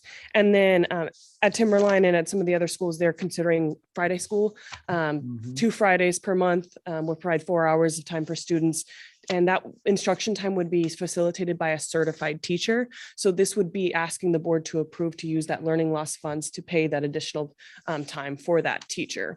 So like I said, there's a lot of information in these implementation plans, and I encourage you guys to dig through them and reach out to the schools individually or to me to facilitate questions or even provide ideas. Anybody who wants to sit on this committee to help us start working on this problem. It's obviously we're playing the long game now, but we wanted to start putting some stuff in this spring to start helping these students. But this committee is hoping to just really isolate. Not only are we going to consistently track these students from 5th grade on to say, okay, are they improving? Are they not? And just having that data, but then also to make sure that any of those students on that list, if they hit any of those high risk things, stressful situations that might cause them to be more at risk than other, are we putting in those preventative strategies? So again, lots of information about lots of different ideas that the principals have come up with. And again, you can see that some of the principals are just doing, or all of the principals are doing really great things currently, but we need to do more to serve this population. So those are like I said, the 3 things in yellow. So when we go to action items, if you are those are the 3 we're requesting, and that would be to use the grant funds, the SR3 learning loss funds to pay for all of these projects, for those 3 projects that are highlighted there in yellow. Hey, Becca. Yes. 2 questions. I haven't done the enrollment math myself as I look at this in my head, but 89, what is that percentage-wise of the population in 7, 8, 9? In 7, 8, 9, I have to look specifically at the 7, 8, 9 because Is that what this data represents? And it's real fuzzy on my phone, so I'm having. So the data is the 89 of the entire district's population okay. of from 5th all the way till 11th. So and while the number seems, and I started crunching the numbers on this, it's not, you think about the number of students that we have in our school district. It's obviously more than 89. This is actually a fairly small percentage, but I think that's what it's a recognition of saying that these, and I would say that these are our most at-risk students. When we had the principals do this, they really isolated, okay, who do we need to hit first? Yeah. Do I think that the at-risk population in our school district is significantly higher than this? 100%. I would say that there's a lot of kids that are credit behind, but maybe making it up or in the process of it. Or I think our absentee numbers are a lot higher than that as we've had this discussion. I think that even just demonstrating behavior or dealing with traumatic experiences outside of the school setting is significant in our community. And this would be scratching the tipping point of these are the ones we need to hit first, but our overall efforts, putting programs in place, would help serve all of our at-risk population in the district, not just the ones that are, maybe our 5 to 8% of our entire school population. Yeah, I think this is super cool. So I would raise my hand to participate. The other question is, you used an acronym RTI that's not defined in this. What is RTI? So it's a intervention. It's response to response to intervention. And so basically, okay, thank you. Thank you. It's very. That's a general term. Yeah, it's very common in elementary, and it's progressively getting more and more. Yeah, and then the other principles I think could break down specifically what it looks like in their specific settings. But basically just isolating who the kids are, what level of severity that they're at, and adding specific targeted measures to which level and which tier they're on. Yeah, you just used the acronym and I couldn't find it here. So I was so it's this process is what it is. So thank you. Yeah. Yeah. Great stuff. The whole team. I like this idea where you're going to ask for a contract. I see this in Brian's thing where it says parents and students will be notified and provided with you're not doing that right now, right? But so this is part of the approval. And I'll give the brainchild to a lot of this. Like I said, Kendrick Jarrett over at Deary, he's been putting this in place for the last couple of months, and he wrote up some contracts that we might use as a template or a model. It'll give us. Yeah, exactly. But we're seeing something that's really productive for a population that's very similar to ours. And I think that, like I said, the most important thing is what we've realized is these students are a priority and they're in need, and we need to have specific data tracking these kids consistently and then making informed decisions based on that data to serve the population. And absolutely, we decided we were going to do some short-term fixes, I guess, but some long-term planning, and hopefully we can resolve some of this long-term. So we're looking at trying to get implemented some of these things, and we may not even be doing these next year. Right. This is something to just kind of kickstart it. I just challenged all the principals to say, hey, what is it you can do in your building? Something this semester, what can we start? And let's see what we come up with. And then from there, obviously we've got a lot more work to do, but we've started, and that's the main thing right now is just getting started because we've been so lost in other things. And I'm very impressed with what they've done so far. Rebecca's doing a good job leading that. The principals are contributing. So thank you all. It's awesome. Yeah. Another question, if I may. The $10 an hour stipend, does that kick us into, is that a 1099? I mean, is there a liability there in relationship to basically creating employees?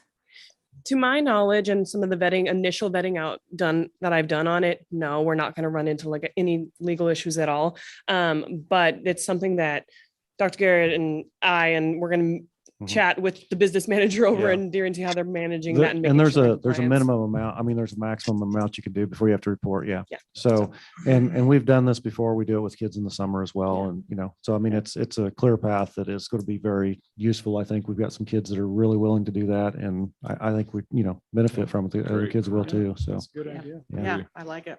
So to make all of your guys' lives easier, when we get to the action item part, it's just to approve the 3 Yep. highlighted items in yellow for us to get this going. And then anything we see coming up, we'll bring to board meetings and say, hey, we want to add this. We'd like to Right. get this approved, but this is where we're going to start. So really you guys as a board, anything we're doing to recover credit or doing anything outside of a regular curriculum is Right. what, and plus spending the money on it. So, yeah. Okay. Yep. All right.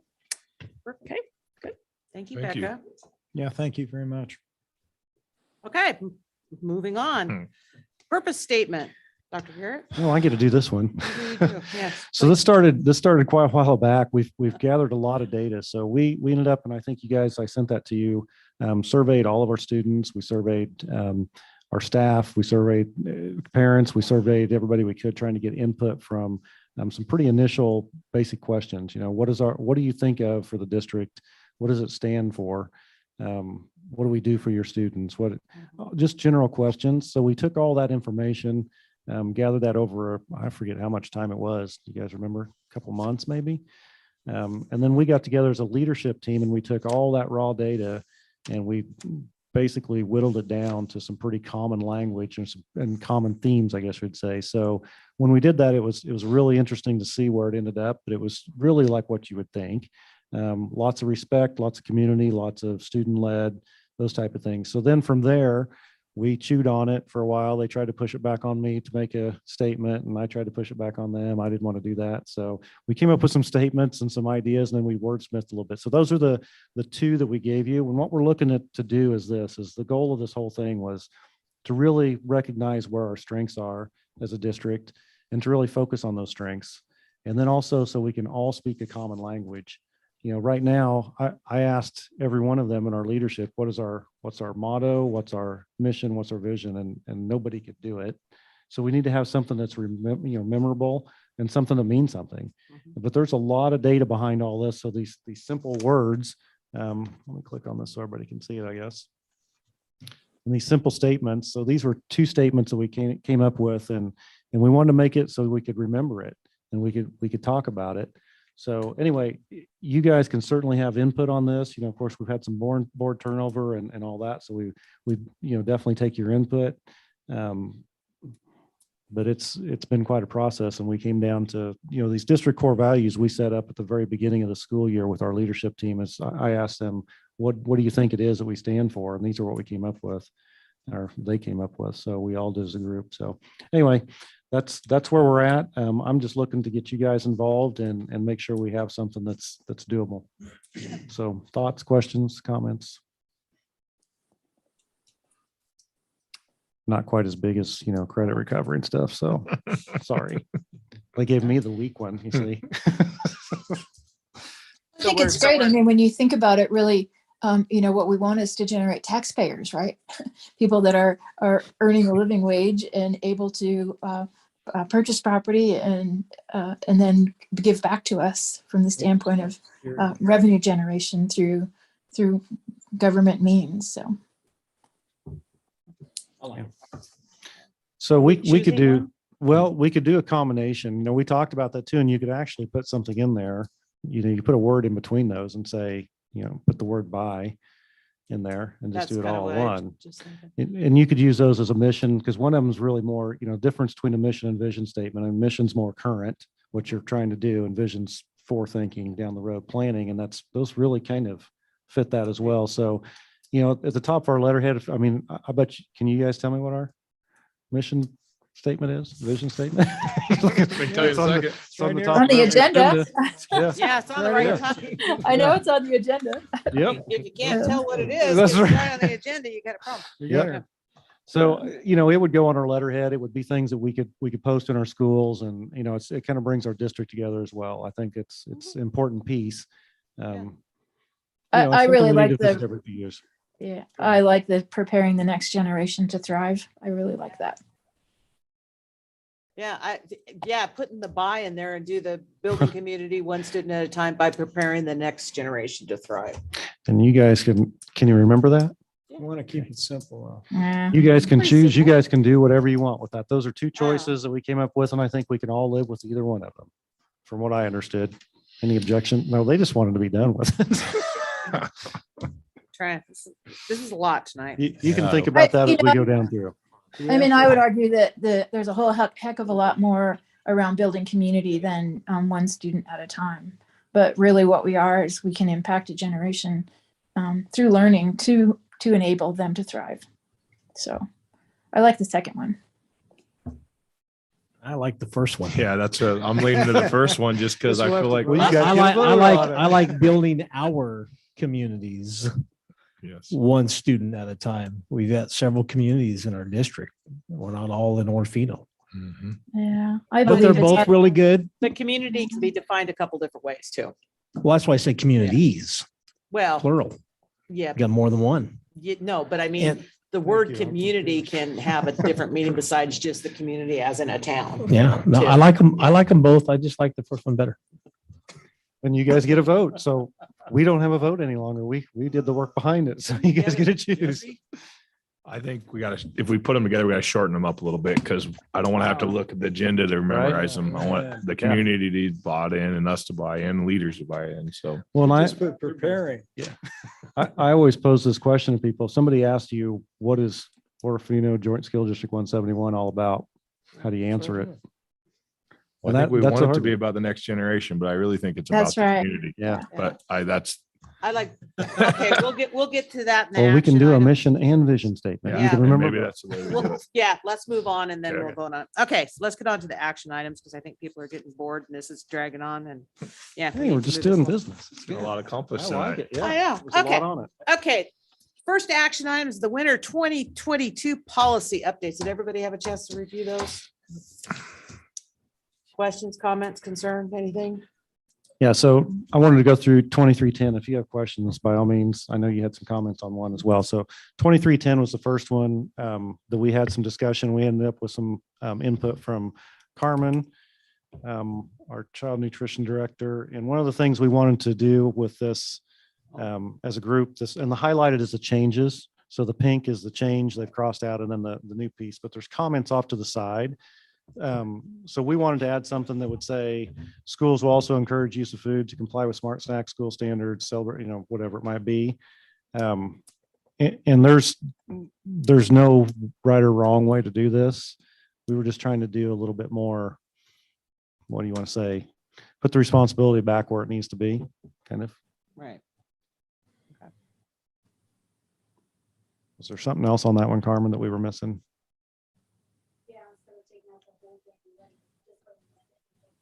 Yeah. Right. Right. It's kind of like having a number, just like we were talking about attendance and stuff. When you Right. start doing that number, it gets, oh, we only have one left. It's like, but we need to have two, you know what I mean? So, Okay. so I think that we can write that to where it, which part did you want to use on that, Carmen? Here? Yeah. Okay. Okay. So you guys see that, what we're looking at? And then where'd Brian go? Bathroom, I think. He had a question on one of them. Let me think what it was. Some input. It was, let me look at the main one here. So in 3370, would we add that this two staff members would be of the same? Yeah, so let me pull that gender? one up. Yeah. That's the one I was looking for. Thank you. Yeah. Oh, it says that we encourage the language and gender Right. So one of the things on, yes, we are going to encourage that, but, and I think we want to leave that. The question that kept coming up the most was about the property, school property. And this particular one, yeah, this where it says on or near school premises. And one of the things when I was talking to principals, a couple of them had told me that I think that or near was put in there. So if you have a runner, somebody who runs off campus and you need to stop them and search them, you know, to catch them or whatever. And that's occasionally, and that's probably what has come up in the past. So one of the things was we talked about on district property and or grounds. And I think leaving that on or near is probably, when I talked to our attorney about that, he thought that was probably a good idea. And I was just telling them it was due to runners. So if somebody runs off the campus, we still have that right to detain them and be able to search. So one of the main things, and Brian was on this committee as well and had some good input on it, is making sure that if we are going to do searches, to have law enforcement involved if there's anything that is questionable. And I think the way we do searches now, we do them as best we can if they're not going to be very invasive, and we draw the line on that. So if there's, Unless we're on probation. right. No, that's all. Yep. And we can set that even like in your any expulsions that we do as well. So they give up that right. Yeah. So, yep. So was there anything else you wanted to add to that, Brian? Did I get all that covered? Yeah, no, I think we're good. I just, I worried, the word near Mhm. worried me. Yeah. We want to make sure we're not stepping into somebody else's yard, doing Right. something we shouldn't do. That's all. And one of the things that was on, we want to add property on there as well, because if they are at a ball game, and that was one of the other pieces that was brought up, if you're at an activity at another school, you're still representing our school. So that's one of those areas you have to get somebody involved with it. But if they're on the bus, they're on a field trip or whatever, and I think that's probably where that on or near, because our property would be the bus. So they're near that bus. And I think that's where some of that came from as well. So just to kind of cover it. Any other questions on that? On any of the, Madam Chair, I'll make a motion that we approve the recommended winter 2022 policy updates as presented.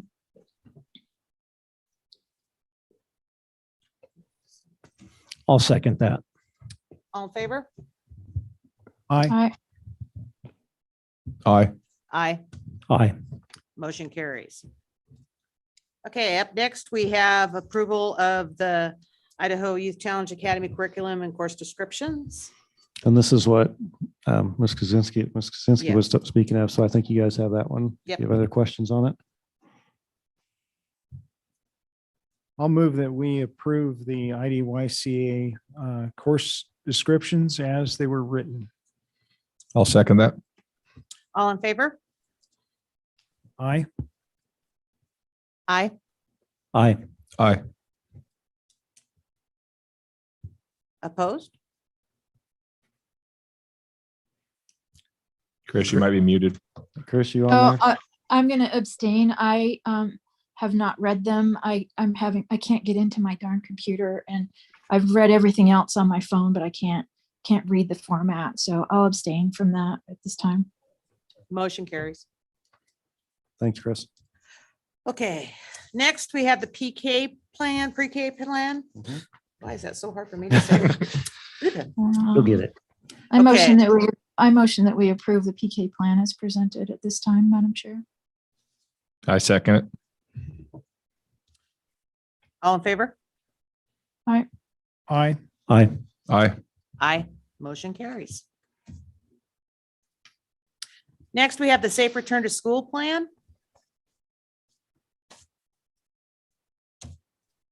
Can we get a motion of some degree there? Yeah, I motion that we go forward with the safety return to school plan, removing the 2% for COVID. I'll second. All in favor? Oh, discussion first. You need discussion first. Oh, Yeah, after a second. okay. I don't have discussion, but I just wanted, and it wasn't just the 2% part of it, right? We're going to the 25 to 30%. Oh, very good. Oh, okay. Good Yeah, point. that's Yeah, true. we're up in that. Okay. And that's going to be at the discretion of our administrators, right? Mhm. You know, if we get to that That's all I point, have. if we get to that point, and you guys saw me do this last time, is I generally go with you guys and say, you look, we're at 31%, but I think we can handle it. Are you guys Mhm. okay with that? I just don't want to be handcuffed to a particular percent because then I'm breaking policy if I don't do that. No, I agree. And I know Jesse, you're right on board with that. I just want to make sure for clarification that we're That's a good we're point. throwing that in there. Yes, my bad. Sorry. So you about might that. amend your. And did motion. we, as it on an individual school basis? Yes. Even better. Yep. Yep. So Okay. I'll amend my motion, safe return to school plan, based on each school. Remove the 2% for COVID and 25 to 30%, but leave it at the admin discretion. Okay, I'll second. All in favor? Aye. Aye. Aye. Aye. Motion carries. Okay, next we have the learning loss plan. Oh, I excitedly motion that we approve the learning loss plan. Enthusiastically, not excitedly, enthusiastically move that we approve the learning loss plan. I will second that motion. All in favor? Aye. Aye. Aye. Aye. Aye. Motion carries. You seconded that, right? Okay, the next action item is a request for the CEA, which is the union, Mhm. for written documentation of professional employees who have indicated agreement to be represented by the local education organization for negotiated purposes.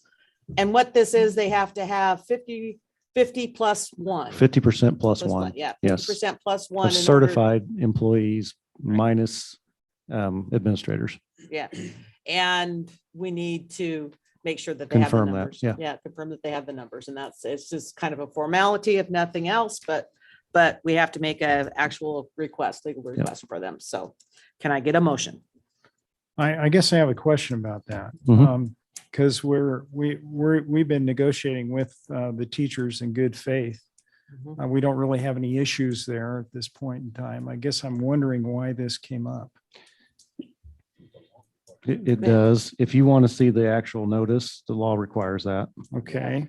Yeah, it's just we didn't ask for it last year, so it's a good idea to ask for it this year, just to make sure that we're at the, Do they just, Number. you can't just ask them for it? We have to do this. We can, but we want to see. Are you not getting cooperation there or something? So generally, we're getting basically a notarized letter that says they have the number, but we don't see the numbers. So we're asking for the numbers. Okay. to verify that Yeah. it's the actual. And typically it would be just how many numbers you have kind of per building, or, names would even be better, but they typically don't do that because it doesn't matter who's in, who's not, to me, as long as we have numbers per building.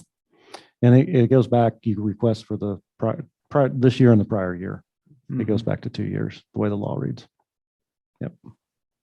It's a very typical thing to ask. It's not a kick in the teeth or anything else. It's just it's a kind of a formality to make sure we have that so they have negotiating rights. And they're But well it's, aware. it, of it is a requirement. No, and they're well aware that Mhm. this is something that's Yeah. it's not an unusual thing. It's not Yep. anything that's out of the box. Okay, So, I'll take your word for it. Good question. okay. Motion.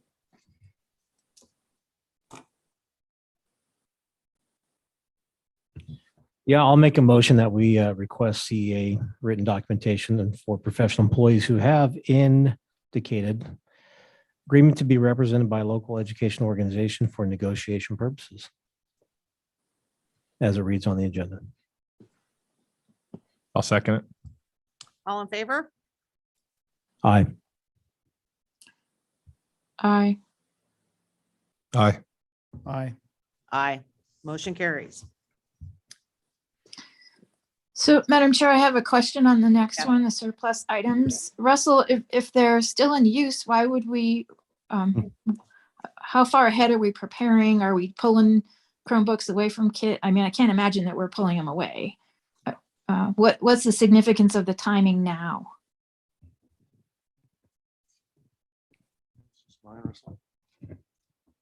He's going to a microphone. I'm sure. Yeah, no worries. I'm just kind of curious.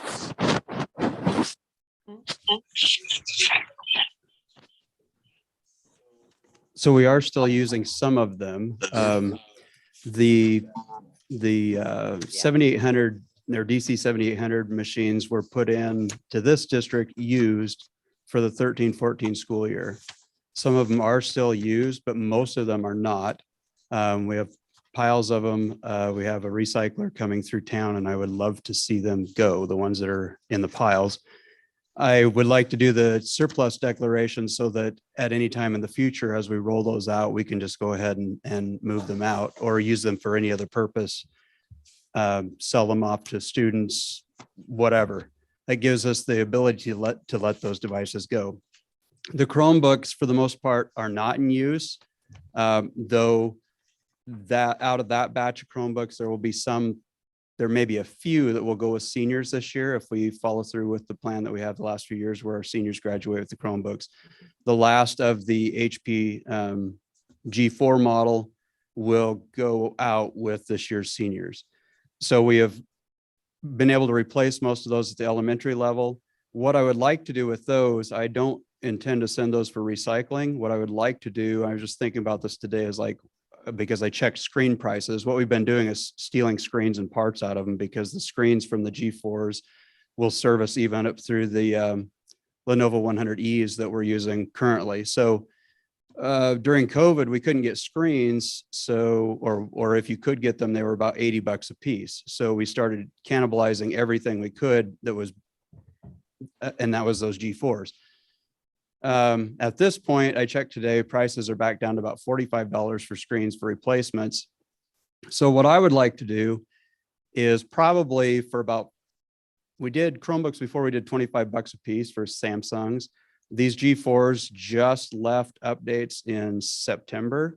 I would like to put them out for, I'm thinking like maybe $50 a piece, because those devices out in families and then students' hands at home really helped us out for COVID. It really backfilled the load that we had in our communities for devices to have at home.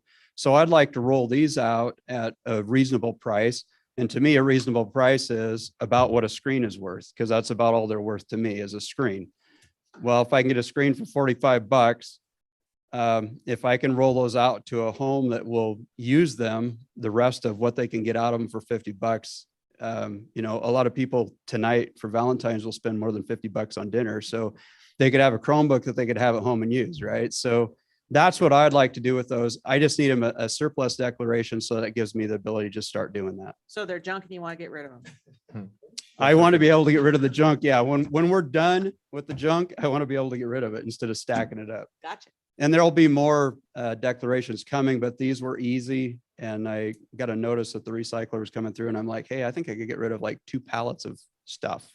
If I would have known Because that's there- all it would take, I would have called him There's a year ago. There are 152 of those DC 7800s, and I think we have probably less than 20 still in use, which they are still in use at Timberline. Okay. Great. Thank you. Russell, So- you need to stay up there. You're next on that too. Madam Chair, I'll move that we approve the surplus declaration as presented. I'll second that. All in favor? Aye. Aye. Aye. Aye. Motion carries. Next, we have the technology rack space rental. Where shall I start? Just, yeah, yeah. So I'll just start kind of back at how we got to this point. Yeah. When our fiber link to Orofino Elementary, from Orofino High School to Orofino Elementary, was purchased by Fat Beam, that gave them, I knew this was going to get complicated right away. Basically, it boils down to this. The fiber distribution is housed at Orofino Junior Senior High School. The point of easy fiber intake is also here, because the original fiber ring that Frontier ran years ago that served the hospital and the prison and this school district is here. It's in a rack here in this building. So when Fat Beam had acquired those assets that we actually helped build through E-rate, so they're in our rack, they wanted to be able to distribute it. And the easiest way for them to distribute is to bring in service into this building, put their equipment in a rack here, and then use that fiber that they own to get the service back out. Because there's only like 2 places in Orofino you could maybe do that, here and the Helgeson, but the end of their fiber's here, right? So they may develop in the future some other place to do this. But what they did is came to me months ago, like, because I actually forgot and didn't take care of their first email. So I think it was probably like June. And they said, hey, how about like, $150 to like have a box in your rack and you power it up and so we can distribute. And I'm like, hey, that sounds great. And then time passed and they said, hey, how about that? And so anyway, we eventually got the contract. They want to pay us $150 a month to have space in the rack. So we had the space available. We didn't have to build anything out. And it basically offers a public service, which to me is kind of like why we're in business to begin with, is to facilitate as much building of the infrastructure of our community as we can. So it fits in my goal of fitting into that.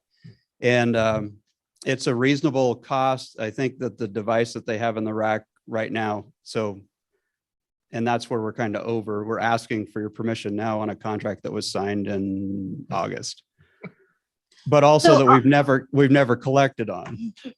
So I'll add a And little bit of nuance and because future- the topic came up when we had the conversation on the PK program. And I was like, hey, if we have to have permission from the board to have revenue coming in, that kind of reminds me of a contract that we did in August. All right. So we're kind of catching you up, asking for your grace. And quite frankly, it was totally my ignorance. And I'm like, can we do this? This sounds like a great deal to me. So it's more of a question of taking the revenue from Fat Beam. Right. $150 a month is what the contract is. And it turns out that actually they've never paid us a dime yet, because still I good. started checking up on this and I'm like, You hey, just better stop while you're ahead. so if you approve this tonight, it'll go retroactive back to October 1 and they'll pay us the $150. If you don't approve this tonight, there's their equipment in the rack and we don't have any contract and we're not going to make a dime on it. So it's kind of up to you. Wow. Okay. And that's why we brought it to the board. Wow. I don't even know what Fat Beam is. So So Madam I Chair, don't want to know.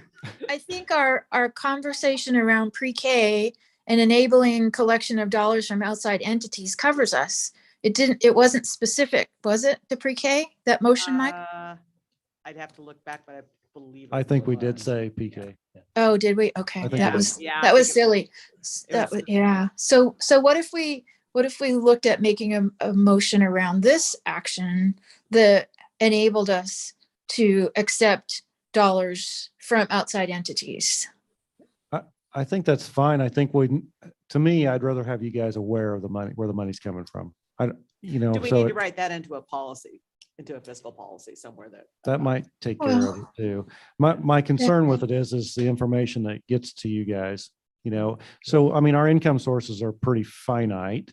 Right. Levy and state, federal, those type of things. So if we're doing additional income, Needs to be approved. yeah, and we have policies if there's, so much donation or so much income that. I think we want to do them case by case too, because what if somebody knows about Fat Right. Beam and you don't want to be dealt with that company? Right. Yeah. If we don't know, then it could sneak through, Yeah. I just think it's a good practice to say, we're going to have this from this particular source and we're going to, we plan on honestly putting it back in just technology. maybe bring so. it to us when it first comes.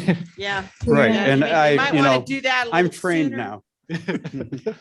He can be taught. Well, Well, I don't want to be the materialistic one of the group, but is it worth more than 150 a month? Yeah, so that was my question because, so I know Good. I'm that, glad it's not just me. so we submitted, the county submitted a grant back to the Idaho Broadband Advisory Board, and we were just under the line of funding to light that fiber from Orofino Elementary that Fat Beam now owns to Pierce, so that they can provide last mile service to every customer along that path. And I know they are providing lit service to Idaho Central Credit Union right now. And so Russell, is $150 enough? I mean, we don't want to be greedy, but Or where did you come up with the $150? They offered me $150. Well, and I think I haven't had to rent rack space anywhere, but we're running a box in there that probably takes, 30 watts. Yeah. Oh, I know. I know. I understand. So, but we pay for convenience. we do. And I'm fine I'm not really fine because we already No, you signed have the a contract. But Keep but digging, Russell. Keep digging. I didn't sign the contract, by the way. So I think we should leave contract signatures up to somebody different. That's fine. I didn't. No, sign it. I get it. I get why you did it. I just, if we can always generate a little more, it's just always better. Right. And How long is the contract? But it's good for the it's community. 5 years. 5 years. Yeah. Mhm. So can we And- dedicate that but- $150 directly to help with technology upgrades? Well, that was my plan, is to use that $150 Yes. to build or leverage backup generation for our data Mhm. center. And That's exactly what I want to do with it. Yep. But, and Brian, to your point, what I knew that they were going to try to do was get the credit union in Pierce a connection. And that was the rack that's in the way. It's the rack that they needed. Yeah. And so, yes, while I could have asked for more, all that does is that more is going to have to come from every point of service along that route. And so again, one of the motivating factors for me in everything we've done with fiber, this has been an incredible exercise in trying to get huge amounts of money into this community. The fiber build to Timberline and to Pierce is a $1.7 million project that we were able to leverage. It cost this district zero. It cost the local taxpayer only what they pay in state taxes, because it was all paid with federal funds and state funds. So Universal service fee funds on our telephone. right line. on your telephones. Yeah. That's where it came from. So if you have a cell phone or anyway, Yeah. so I didn't want to stand in the way of furthering the economic development in our area, in Pierce, in Weihai, in Orofino, all the way up through that route, by trying to get more money out of the rack. No, it was good. It was a good call. I like Okay. more money. More Okay. money is It was always a good good. I call. mean, It if was we a get good call. $1,000 a month, that'd be great too, because we Well, could get that generator faster. But you know what they say, Russell? It's easy to beg for forgiveness and it's ask for permission. So, okay. Not I'm gonna with her on comment that on one. that. Okay. So can I get a motion? Of some- I'll move that we approve the rack rental space contract with Fat Beam retroactively to October 1 for $150 a month. for $150 a month. I will second that. All in favor? Aye. Aye. Aye. Aye. Motion carries. Thank you. You can sit down now, Russell. Thank you, Russell. Check it out. Sorry. It's a little bit comical, a little bit comical. Any chances to grill me, so. You gotta have through. Okay, purpose statement. Do we want to decide on that tonight or do we want to table it? I like table it. I'd like to table it as well. Okay, can I get a motion? Do I have a motion to table it? Yeah, I don't think. We just table it. We don't need a motion. Okay. Okay. Okay, new hires and separations.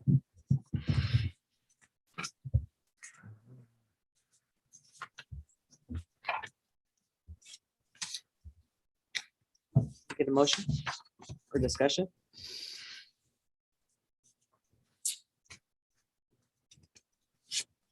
So if Bicker is a substitute teacher, does that exclude him from participating as clerk? No, you can have employees that would do that. That would not.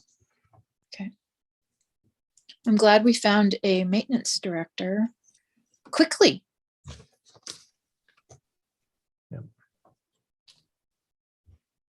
If our employers could only, private sector employers could only find people as well as we do, that'd be great. And corrections, huh? I'll move that we approve the new hires and separations, retirement requests. I'll second. All in favor? Aye. Aye. Aye. Aye.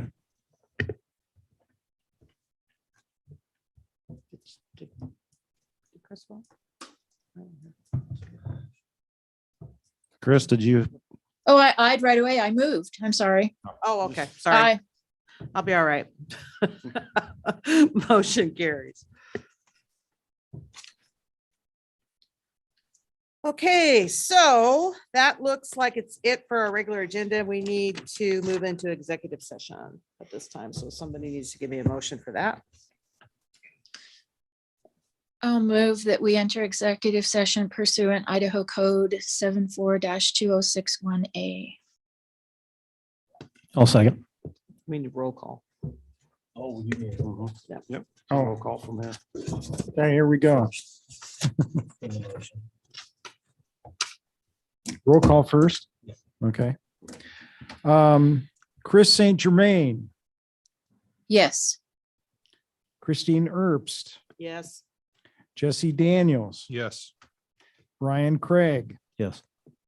and Greg Giroux, yes. Okay.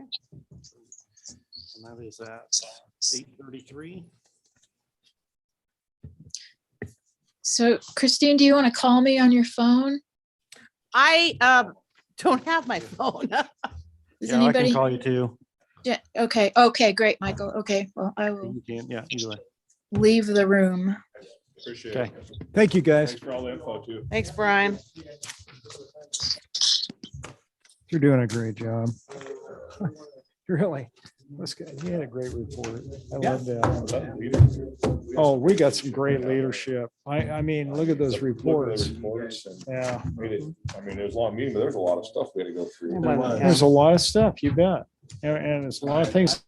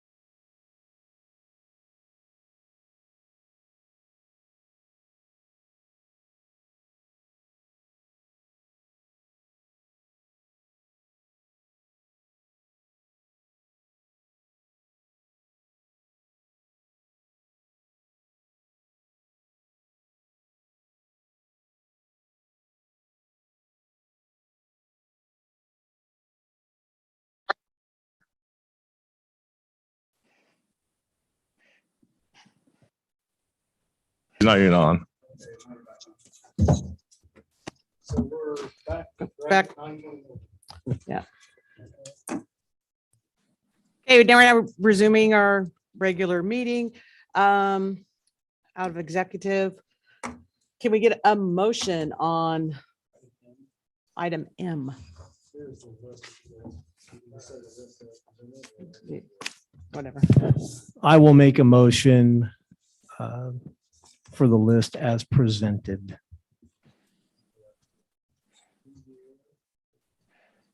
Mhm. Yeah.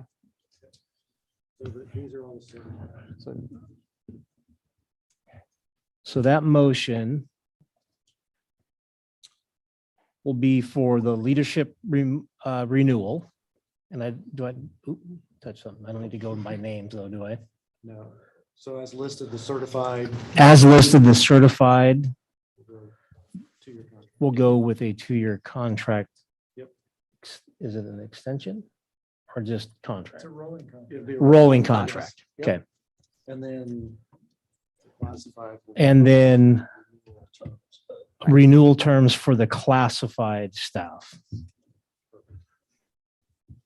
I'll second that. All in favor? Aye.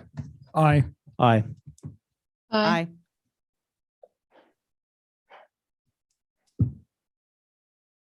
Are you there, Chris? I eyed. Can you hear me? Can you hear me? I don't know where our speakers shut down. I because think it's timed out. I think the speakers are shut down. Hang on a second, Chris. Do we have to do Rebecca's separately? No, because she'll be on a 2-year rolling as well. Oh, It she makes is. Everybody, it Oh. will make. Keeps them the everybody on same. a Oh, 2-year. okay. Yeah. So that Yep. was not a big deal. No, Yeah. that's good. That is Good. correct. Okay. Nope. good- Wasn't good clear call. about that. Can you hear me now? Sorry. It's okay. We kind of want to hang on to her. Yeah. Yeah. If you wanna hang on, So I'll are we take it. getting Chris back? Can you hear me now? Chris is there. We just can't hear. Are you there, Chris? She's muted. No, I'm not. I'm There going you back. are. and forth. There. Uh, Now she's. in. Hi. Thank you. Motion carries. And with that, do we have anything else? Do we have any items for the next board meeting? Anything that we Well, we want to? tabled the We one, tabled Yep. the, so we'll bring that over. okay, Number 9 was table, which what was yeah, it? we tabled the Purpose purpose statement. statement. Yep. Yeah. Yep. Anything else that we want to talk about next time? We all good? And the next one is March What's our 21st. So calendar? yeah, so March At 21st, Tech. In Peck, and it's at Peck. Excellent. and we'll try to get a student to speak there Yeah. or teach. Awesome. Yep. And we had calendared topics. What is the calendared topic for March? I will have to look. Hang on just a second. I think that's the meeting that you're having, and then you're Yeah. gonna bring the calendar in front of us at the March meeting. Yeah, the actual calendar, she's talking about like what's on there for reports, I think. Oh, Is that what okay. you're asking, Chris? Yeah, because we went through a whole calendar of things we needed to be doing on a monthly basis. Right. We do that in January? Yeah, we did. I can't remember. I started work at 3 o'clock this morning, so I'm getting fuzzy. Yeah, so am I. Me too.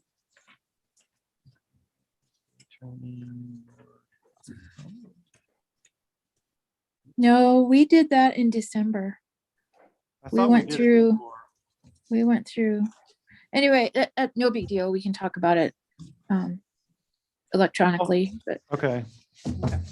I just want to be mindful that we had done some work to establish a calendar of what we needed to be addressing, and Oh, for all of us to be kind of thinking about those things a month ahead might be a good idea. yes. Especially if it was December. Brian and I weren't even part of it. so. Right. Yeah. See No, if we I did. can I find know. it. Yeah. Board report. Just put that on the agenda, Dr. Garrett, for next Yeah. time. Yeah. And maybe send that calendar out to all of us so that we can Yeah. Yep. Good idea. I can Okay. do that. have it. Okay. And it Anything just has else? things like our testing dates and those type of things. So we Yeah. all be on in sync with that. Right. So I apologize for not having that. Anything else? All right, See you with that, tomorrow. With that, our meeting is adjourned. Thank you all very much. And tomorrow is 5, correct?